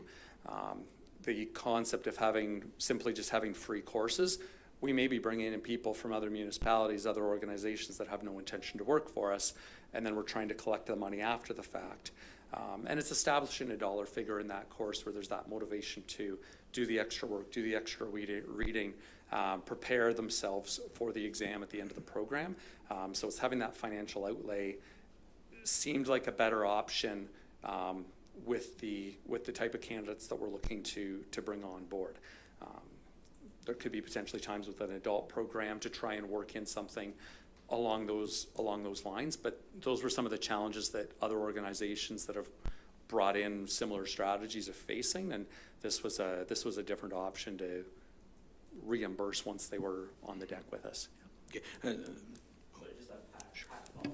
Thanks, that was a great answer, Bruce. I just wanted to add, just the one thing that we are looking at, and we haven't got there yet because COVID has really put a challenge for our staffing, but we would like to really actually partner with the high school. And possibly they could have a curriculum credit to come and learn how to be a lifeguard. And then the ones that really like it and it sticks, then they become part of our team. So that is a vision we have. And it's kind of along with what you're thinking. It's sort of like if we can partner with a teacher at the high school and get a program, since we're so close to the school, they could walk over and do that. Yeah, that's an excellent idea. And I was thinking more of starting at age 15, sort of at 15 before they can become a lifeguard at 16. We're already got our hands on them and getting them trained as opposed to 13. The other thing I was wondering, can we accelerate the 2 to 3 years to complete the training? We definitely can.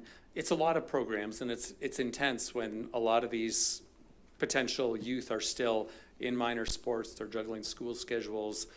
They've got other things going on. So we certainly offer programs throughout the summer that they can come and they can take the bronze medallion in a week, the bronze cross in another week. You know, somebody could have started at the age of 15 on the 1st of July and could get all of their certifications and be on our deck certified at the end of the summer. But it would take quite a majority of their summer, and there wouldn't be other time in their schedules. So we don't put those limits on, but typically what we see is they come in at 13 and they start the process. We have a fairly robust volunteer program that we try and get them into the program and in working alongside our instructors so that they kind of see what it's like and help them decide that that's a route that they want to pursue. So we don't limit them, we just typically see it takes 2 to 3 years while they're juggling other things in their lives. And then my other question was, can we seek other members of the community who may be seeking flexible work hours and may be early retired? You know, is there a reason why we have to use students? No, you're 100% correct. It is something certainly pre-pandemic and pre-COVID we had, you know, in our flyers, we'd have different advertisements along those lines. We have tried a program specifically geared to adults that would take them through, through programs during the course of a day. But it's still a tough niche to fill. Pat? Yeah, I just want to follow up on one of those questions. So the problem we're facing today is not only have we not been offering bronze and the lifeguarding courses, the kids who would normally be in levels 7, 8, 9, and 10 have not been in swimming lessons. So we're missing the tween population as well as the teenagers. So we're trying to, those kids who might think they want to do it, make it very attractive to come over here and learn. We're going to take 2 years to close this gap is our estimation, but that's where we're sitting right now. That's what the pandemic has done. Councillor Foster? Thank you, Mayor. Bruce, the demographic you have, or the composition of the 29 guards we have, are they 100% teenagers? Through you, Mayor, no. We're actually very fortunate. We have some other professionals that are working other jobs that come and they may have a job during the day and they come and they work an evening for us, so they come and work on a nighttime for us or on a weekend. We're fortunate that we have some of our staff who attend university or college nearby at Guelph or Waterloo, Laurier, and Conestoga, and they'll come and they'll work a day during the week, or they'll work a weekend shift with us. So we're very fortunate to be in that position right now. We don't certainly turn them away at all, but the majority of our staff are in that, in that 15 to 18-year-old range. Councillor Foster, following. Thanks, Bruce. Do we have any full-time equivalent lifeguards who are full-time employees? Through you, Mayor. We have 2 approved head guard positions that are full-time Monday to Friday positions. We have 1 of them currently filled, and we are attempting to recruit for the 2nd position. Councillor Dunsmore? Yeah, are we at risk of having to reduce our hours of the operation at the pool because we don't have the people to put in there, so we're gonna cut down the number of free swims and et cetera for the public? What we found more is we've pared back the service. So we would maybe run with 4 guards and have no water slide and no whirlpool, and you've got the main and the leisure pool. So we're cutting services and just offering a reduced level of service because we simply can't get enough staff, or we're running reduced programs. So we're running lessons, but we're not running as many. So the hours, you know, we try not to, but it really depends on what staff we have available. I was just going to add, I think you're going to start to hear complaints from parents. There's wait lists, they can't get in, then the lesson they do get in is getting canceled. So I think you're going to start to hear that, and so we're trying to get ahead of that, but there will be a challenge while we fill this gap. Councillor Kitchers? Thank you, Mayor. I saw the financial plan there. What is the capacity right now with the reduced? You're asking for 100% increase in staffing. So what would be the potential capacity of increased revenue of number of patrons? Because, so what is the patron rate now? And so I'm just wondering, like, maybe we don't have to increase the swim fee, you know, like, so that then maybe through volume, if we get the staffing, we could actually make more money. So I'm just wondering, have you done that kind of figuring out? We've certainly looked at that as well. When we're looking at swim lessons, our instructors are based on there's a ratio. So some classes, when we're looking at younger swimmers, we've got 4 children to 1 instructor, or 5 children to an instructor. So as children move up and they become more competent swimmers, we can increase those ratios. But our rates and fees are really based on those the instructor, the costs for that instructor. So if I have 3 instructors in the water, they're going to still be teaching the same number of kids. If you have 6 instructors, you're teaching twice as many kids. So proportionally, more instructors are going to cost more. We are going to bring in more revenue to cover those costs, but they're similar.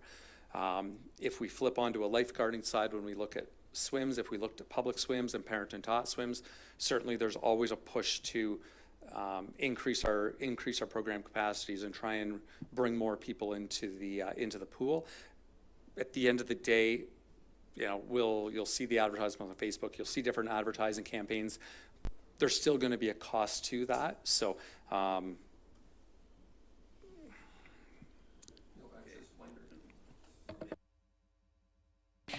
It's an excellent question, and I don't think we've crunched the numbers on that. If we could increase our capacity and really max out. When you see the budget, that's historical information we have based on how many swims we're offering and the kind of participation we get. That is something that possibly when we come to rates and fees during the budget, let's bring that back to you and take a look at, okay, if we filled every swim and got 20% or 30% more people into our public swims, what would that look like from a revenue perspective? And we can have that conversation at rates and fees. So you don't have to decide to increase the rates and fees now. That's our proposal, but it will come back at budget time. Next. Councillor Kitchers?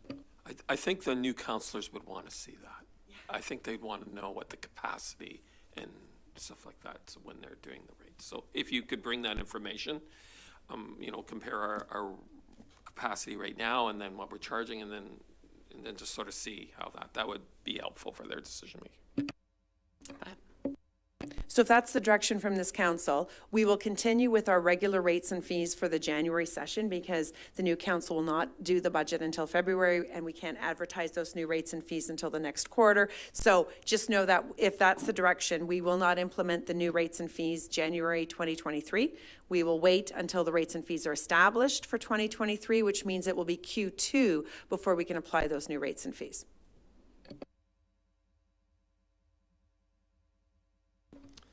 Anything else from council? Councillor McRae? Thank you, Mayor Linton, through you. Just to carry on from what Councillor Kittredge was mentioning, is I prefer not to increase the cost to end users who may be unable to afford the increases.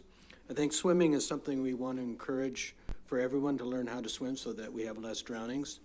So I certainly would prefer if, you know, the next council was to review this and decide whether or not they should increase the cost, but I think we should stick at what we have right now. Okay, I'll read the recommendation of the Council of the Township of Center Wellington authorizes the implementation of a new aquatic center staff recruitment and retention strategy, including a revised pay scale for aquatic staff to be implemented September 3rd, 2022, a subsidy program for the reimbursement of certification costs to be implemented January 1st, 2023, and a staff culture strategy to be implemented January 1st, 2023, as presented in this report dated July 18th, 2022. Moved by Councillor Foster, seconded by Councillor Dunsmore. All in favor? And that's carried. Thanks, Bruce. Thanks, Pat. Moving on to 7.5, request for tender number 24-22, construction of pedestrian signals. And, okay. Report was by, report was by Sandy Wiles, and John Gadai is going to present this on behalf of Sandy. Go ahead, John.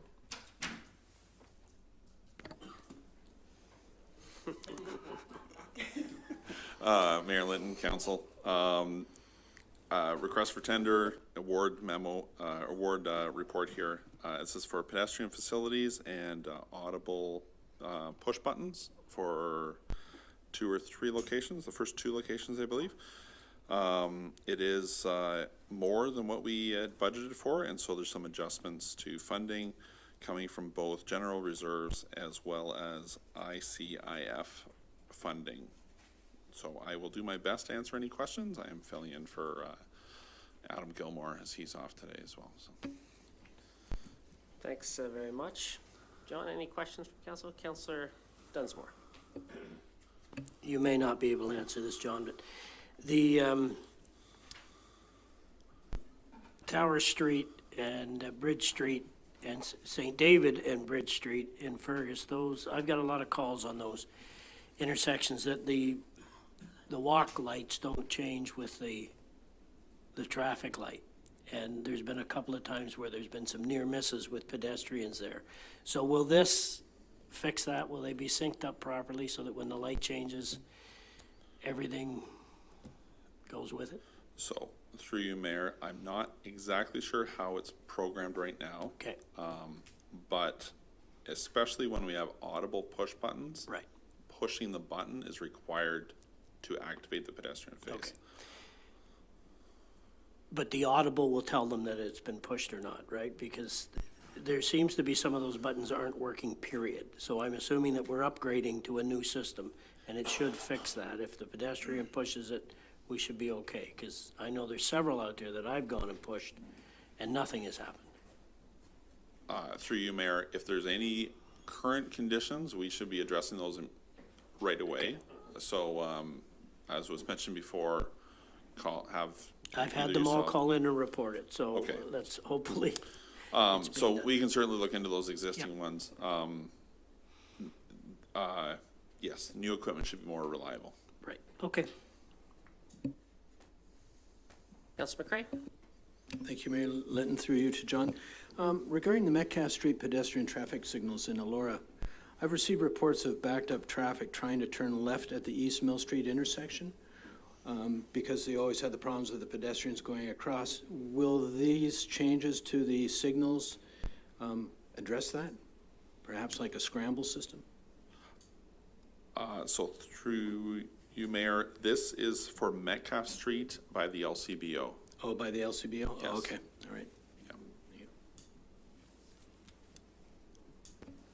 Okay, I read the recommendation of the Council of the Township of Center Wellington award request for tender number 24-22 regarding the construction of pedestrian signals, pedestrian crossovers, and intersection improvements, various locations to TM3 Inc. at the contract price of $308,907.01 including contingency and excluding HST, and that the project funding allocations be updated as shown in report COR 2022-39 dated 18th of July 2022, sections 1, 2, and 5. Overrun will be funded from the General Capital Reserve. Section 4, overrun will be funded from a reallocation of funding within the ICIP grant program.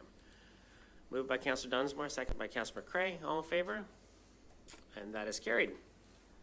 Thanks, John. 7-6. Just give. I am. Okay. Moving on to 7-6, we have the single source for the Graham Park Playground report that was put together by Sandy Wiles, and Pat is going to speak to that one. Over to you, Pat. Thank you, and Madeleine has stuck behind. Thank you very much for the long night to help answer any questions on this. Just take you back in time a bit. Graham Park, located at 13 Douglas Crescent in Fergus. This file has been going on for a couple of years now. Initially, we were setting up a developer agreement and realized we didn't own the property, so we had to work that all out. And then we created the Parkland Development Agreement with the developer who was volunteering to assist improve that park beyond what we were planning to do. The township had scheduled the playground removal and installation of a new set. That was scheduled in the equipment replacement budget, and just the condition of that park right now is that it is closed because there's some issues there, so we really need to take a look at installing a new playground there. So to prepare the tender for the general contractor to perform the development work, the township first issued an RFP to select the playground equipment, and then that would be inside the tender, and that was the playground equipment that we plan to install. And this was completed in late 2021, and this equipment is already agreed upon on the price and the design, and so that is a separate piece compared to the tender, which was issued in May 2022 and released to hire a general contractor for the park reconstruction. The bids were received were all over budget, and the developers opted to not proceed at this time, and they proposed to retender in early 2023, and they're hoping that the cost of construction and materials will decrease or stabilize in the new year. But this is uncertain, but a possibility for early 2023. No one can tell what's going to happen in the future. The township still had the original RFP for the 2021 pricing of the playground. The company Open Space proceeded with ordering and manufacturing the selected equipment to protect the pricing submitted in the RFP. So the equipment is actually ready for delivery and installation now. Staff approached Open Space to be retained at that time to proceed with the site preparation required to install the playground equipment. So these costs that would have been part of the township's expenses were inside the GC contract. So we went back to Open Space and said, now, if we just had you do this amount of work to get that playground in place, what would that take? So after considering all sorts of options with this file, canceling the playground equipment order altogether, installing it now with Open Space as a single source, to getting it on site and storing it and then installing it next year. So we kind of had a number of opportunities we looked at, and that coming out of that, staff are recommending that we install the playground now using Open Space as a single source to prepare the site. When we do this will still, the way we're going to install the playground will still allow additional parks work to get done with paths and pavilions and things like that. So that will not mitigate the developer from coming back in the future and doing that additional work and paying for that. All of the options considered would put this project over the budget intended for the original equipment placement project, which was originally $50,000. The inflationary costs we are experiencing are a constant theme for the township capital projects. So the recommendation is to delay the installation of the Tower Street tennis court lights, which had been scheduled for 2022 in the equipment replacement budget at $45,000, and use that funds now to offset the additional expense of getting the equipment installed at Graham Park now. So the total cost to do the work now is $95,887 to do this today. So staff and the tennis club are not ready to install those lights anyways, so the project would likely have not gotten done in 2022. So we're kind of making a wash here, just shifting some money forward and backwards. We have the recommendation from staff in the council report, and Matthew Alland's here. We have Mark also here if there's any questions about how the budget is moving around, and we're happy to answer any questions. Thanks very much, Pat. Questions from council? Councillor Foster? Thank you, Mayor, and thank you, Pat, for your report. So there were some undertakings, Pat, 13, 14 months ago on behalf of the developer, financial. Can you, what happened there in terms of they were going to do some work and now they're not? Can you help me understand that? So the original intent when we started this project was for them to pay for improvements to the park, not the playground, but the other improvements. So pavilions, some paths, some landscaping was, they're still intending to tender that again with us in the new year. The price that came in, they initially thought it would be around $50,000. So they gave us a deposit of $50,000 to confirm that work before we tendered it. With the timing and the conditions right now for all capital projects, it came in, I'm going to look to my friend Matt, maybe. I've forgotten my little number sheet. Perfect, thanks. So the overage for them on top of it was on top of the 50,000, was another $101,000. So they said, let's pause a moment and see if we can retender this and maybe get more favorable pricing. So they've not walked away from the project at this time. They're just reconsidering it. Our goal is to get that playground in now for the neighborhood and for all the kids in that area, and we'll build it in a way that they can still do the park improvements. Councillor Foster following? So Pat, they fulfilled their undertakings financially. They did with the original budget. They did. They have not given us any additional money for any overages when we go to tender if we do that in 2023. So that still has to be worked out with them. So they have not given us any money beyond the mark. How much did they originally give us? Do you remember? Oh, it's probably here. You know what? I'm going to ask Matt Alland to come up and help me with these numbers. Go ahead. Go ahead. Through you, Mayor Linton. So our estimates were $59,593 for the developer part of the cost. And so with the low bid being over budget, the extra would be $68,084.24. And that was calculated using our estimate of the work associated with the park, associated with the playground versus developing the rest of the park.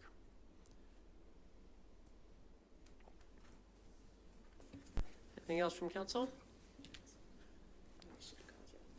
Okay, I'm going to read the recommendation that the Council of the Township Centre Wellington authorizes a single source procurement award for the installation of the playground equipment and associated site preparation at Graham Park to Open Space Solutions, Inc., Open Space, at a contract price of $87,678.90, exclusive of HST, and that Council of the Township of Centre Wellington directs staff to fund the anticipated budget overrun via a combination of a reallocation of equipment replacement funds from the Tower Street Tennis Court Lighting Project, $45,000, and an additional contribution from the Equipment Replacement Reserve, $887.05, to facilitate project completion. I get a mover for that. Councillor Kittredge, seconded by Councillor Dunsmore. All in favor? Carried. Okay. Thank you very much, Pat. Thank you very much, Matt. Over to 7-7 and just behind us, the Hoffer Park washroom. Thank you. So just some background. There is a washroom which is supposed to be self-cleaning and accessible, scheduled in the budget in 2023. to install at Hoffer Park to address tourism coming off Victoria Park and downtown. So this was what we had intended in the forecast. The township was fortunate to receive a grant for this project of $208,600 from the Federal Economic Development Agency for a Tourism Relief Fund. So I'm just reminding you where we got. The total anticipated budget when we came to council earlier was $272,500. At this stage of the project, staff continue to work with the vendors to confirm details to prepare the site for the delivery of the washroom. This is further exacerbated by current market conditions for servicing construction works. Initial estimates are coming in higher than anticipated for servicing, preparing, and restoring the site, and the project, the original project budget established is insufficient. We mentioned in the report that the project had to be completed by December 2022 to be eligible for the funding that we were seeking, and that we were seeking an extension. We just received notice that we do have that extension to March 31st, 2023 to complete the project. However, the washroom must be ordered in 2022 and the services need to be installed before the ground freezes. So we're fortunate to have this extension in this window, but we really need the top up now and it would be difficult to wait for the 2023 budget for a top up. Staff continue to work with the vendor to finalize the requirements and details, and in order to ensure sufficient budget for the project, staff recommend an additional $114,000 contribution from the General Capital Reserve. The project includes a significant contingency, but with the unknowns, we request this additional top-up so that the work can be completed without further delays and hopefully no further top-ups. Staff anticipate this would be an upset limit, the extra $114,000. This project continues to provide good value, as the original budget for the project in 2023 was $210,000. This was insufficient, which we have learned through this process of acquiring this toilet now. But with the grant, we're still only spending $177,900 of township money to get this washroom put in place. This is the first of its kind to install this kind of self-cleaning, automated, universal, accessible washroom in our region. So staff are being very prudent to confirm all the unknowns before placing the order and preparing the site. Approval of these additional funds will allow the project to continue and meet the new extension deadline. I'm open for questions. Thanks, Pat. Questions from council? Councillor Van Leeuwen? Yes or no? Well, yes, but at what point do we, I don't know. It's maybe township money, but it's all grant. This is one of the most expensive toilets I've ever seen in my life. And I know we're all cringing. I don't, so have we already placed the order on this thing? No. What's the other options? Cancel it and put another washroom in? Yes, we could cancel this and then put just a regular washroom in, but we would not get the grant money. And the lot of the additional expenses that we're finding is actually servicing the site. The price on the washroom only went up $10,000 from the time they gave us our original quote to what we have is now a request for quote firm price on that to install in this fall. So the costing for the water, wastewater, hydro is what is the unknown. And so we've put a very high contingency in this budget so that we can continue. But you're right, it's becoming a very expensive washroom. But it will be a showpiece in itself. But you're right. I can't tell you how much to just put a regular single or double washroom in that site, but you can see the costs are not, it's the servicing, which is just right now, construction costs are extremely high. And I don't know, Dino could probably comment. He's helping us with the water, wastewater. What they think it's going to come in at, it's high. Dino? Yeah, thank you, through you, Mayor.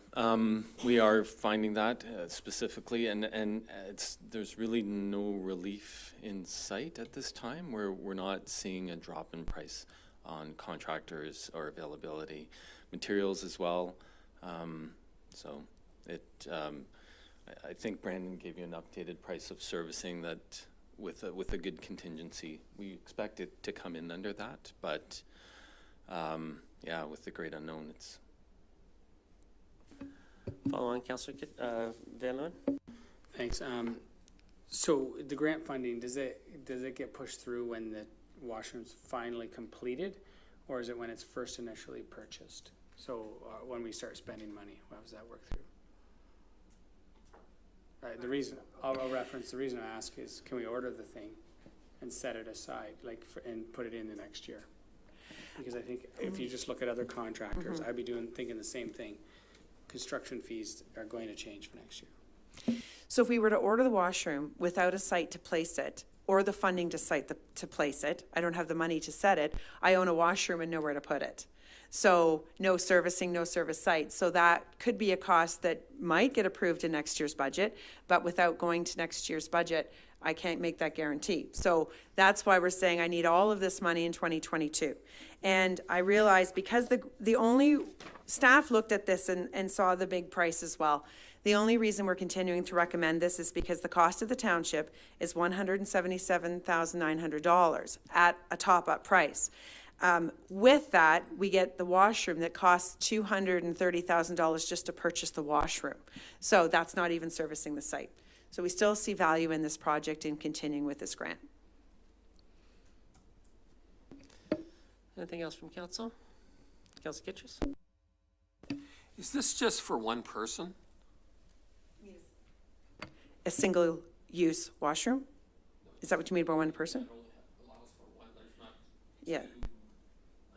Yeah, it's a single unit, not a double unit. It's a universal, so it's for accessibility as well as gender neutral. Councilor Dunsmore? Yeah, but it is the self-cleaning unit, right? So we don't have to pay staff to clean this. It's open 24 hours a day. When the person leaves and closes it, there's a 5-minute clean cycle. That's close. We would not open it 24 hours a day, but we would have it open from morning to evening and to service 7 days a week, 12 months a year. It is able to run in the winter. It has a heated floor. So all of those things are true. It is self-cleaning. We would still obviously have to have staff doing checks to make sure that it is okay. But my understanding, the software on it, if let's say the toilet were plugged, it would lock those doors and wouldn't let anyone in and send an alert to our staff on through a cell phone or tablet or some way. So it's very smart, but that's, I think, why our staff are so cautious about making sure we have the right servicing to the site, because once it's brought to site and delivered, we have to make sure it matches and that it fits and everything runs properly. So I'll go to you in a second, Councilor Van Leeuwen, but just to clarify, the reason that we're getting the funding is because this is a special kind of washroom. So we can't modify it much and still try to finagle the funding out of the federal government. That's correct. The application was for a self-cleaning universal washroom at a tourist location for the Tourism Relief Fund. If you remember back in COVID, that's what I came back before and mentioned, we couldn't even open our public washrooms because there were no standards for cleaning. Had we had this washroom, we would have been able to run it and it would clean after each user. You can program it to how often it cleans. Councilor Van Leeuwen? Thanks. I'm glad for that clarification because the grant is, so they're looking for specific this type of washroom. Because I look at that, I think Century 21 did a washroom in, and it was like $50,000 to $70,000 for that washroom. So even though we're spending that $170,000, the government is looking to put out those grants. Because I say we're still wasting money. I wouldn't be doing my job if I didn't complain here. Because this is like, what do they call it? The brick poop house, right? So I feel like it's my duty to really complain here. So, okay. Anyway, okay. Thank you for explaining that. Councilor McCray? Thank you, Mayor Lynn, through you. Yeah, I agree, it is an expensive washroom, but I've been receiving a lot of complaints since the start of COVID that people uptown can't find a washroom to use. And when they go down to the bottom of the hill, there's a lineup. So this will certainly help to alleviate that pressure. Plus the fact we've seen because of COVID, a lot of the shop owners no longer allow their washrooms to be used by the public. So this will help offset that as well. So it's great that we're proceeding. Okay, I'm going to read the recommendation that the Council of the Township of Center Wellington directs staff to proceed with the installation of an accessible, universal, self-cleaning washroom at Hoffer Park with additional funding commitment directed from the General Capital Reserve to an upset limit of $14,000. Moved by Councillor Dunsmore, seconded by Councillor McCray. All in favor? Opposed? That's carried. It's not easy. That was not an easy one. Okay, moving on. Thank you very much for that, Pat, and thanks for the support, Matt, and Dino and Mark. Moving on to information items. We have two information items there for council. 8.1 is the Queen Street Emergency Repair Report from our Managing Director of Corporate Services and Treasurer, Adam. Dan and Mark can answer any questions related to that. And then we have the minutes from the Heritage Center Wellington Committee meeting from June the 7th. Any questions from either of those two information items from council? Okay. Section 9, we have bylaws there, and I have a recommendation that bylaws 2022-56 and 2022-57 be read a first, second, and third time and passed and signed by the mayor and the clerk, and the corporate seal affixed. Moved by Councillor Dunsmore, second by Councillor McElwain. All in favor? Then that's carried. Confirmatory bylaw, recommendation of the bylaw 2022-58 to confirm the proceedings of council as meeting held July 18th, 2022, be introduced the first, second, and third time and passed in open council. Moved by Councillor Dunsmore, second by Councillor Van Leeuwen. All in favor? That's carried. I thought we'd never get to this point. Motion to adjourn, Councillor Kittra, seconded by Councillor McCray. All in favor? And we are adjourned. Have a great rest of the evening. 6 o'clock on the dot.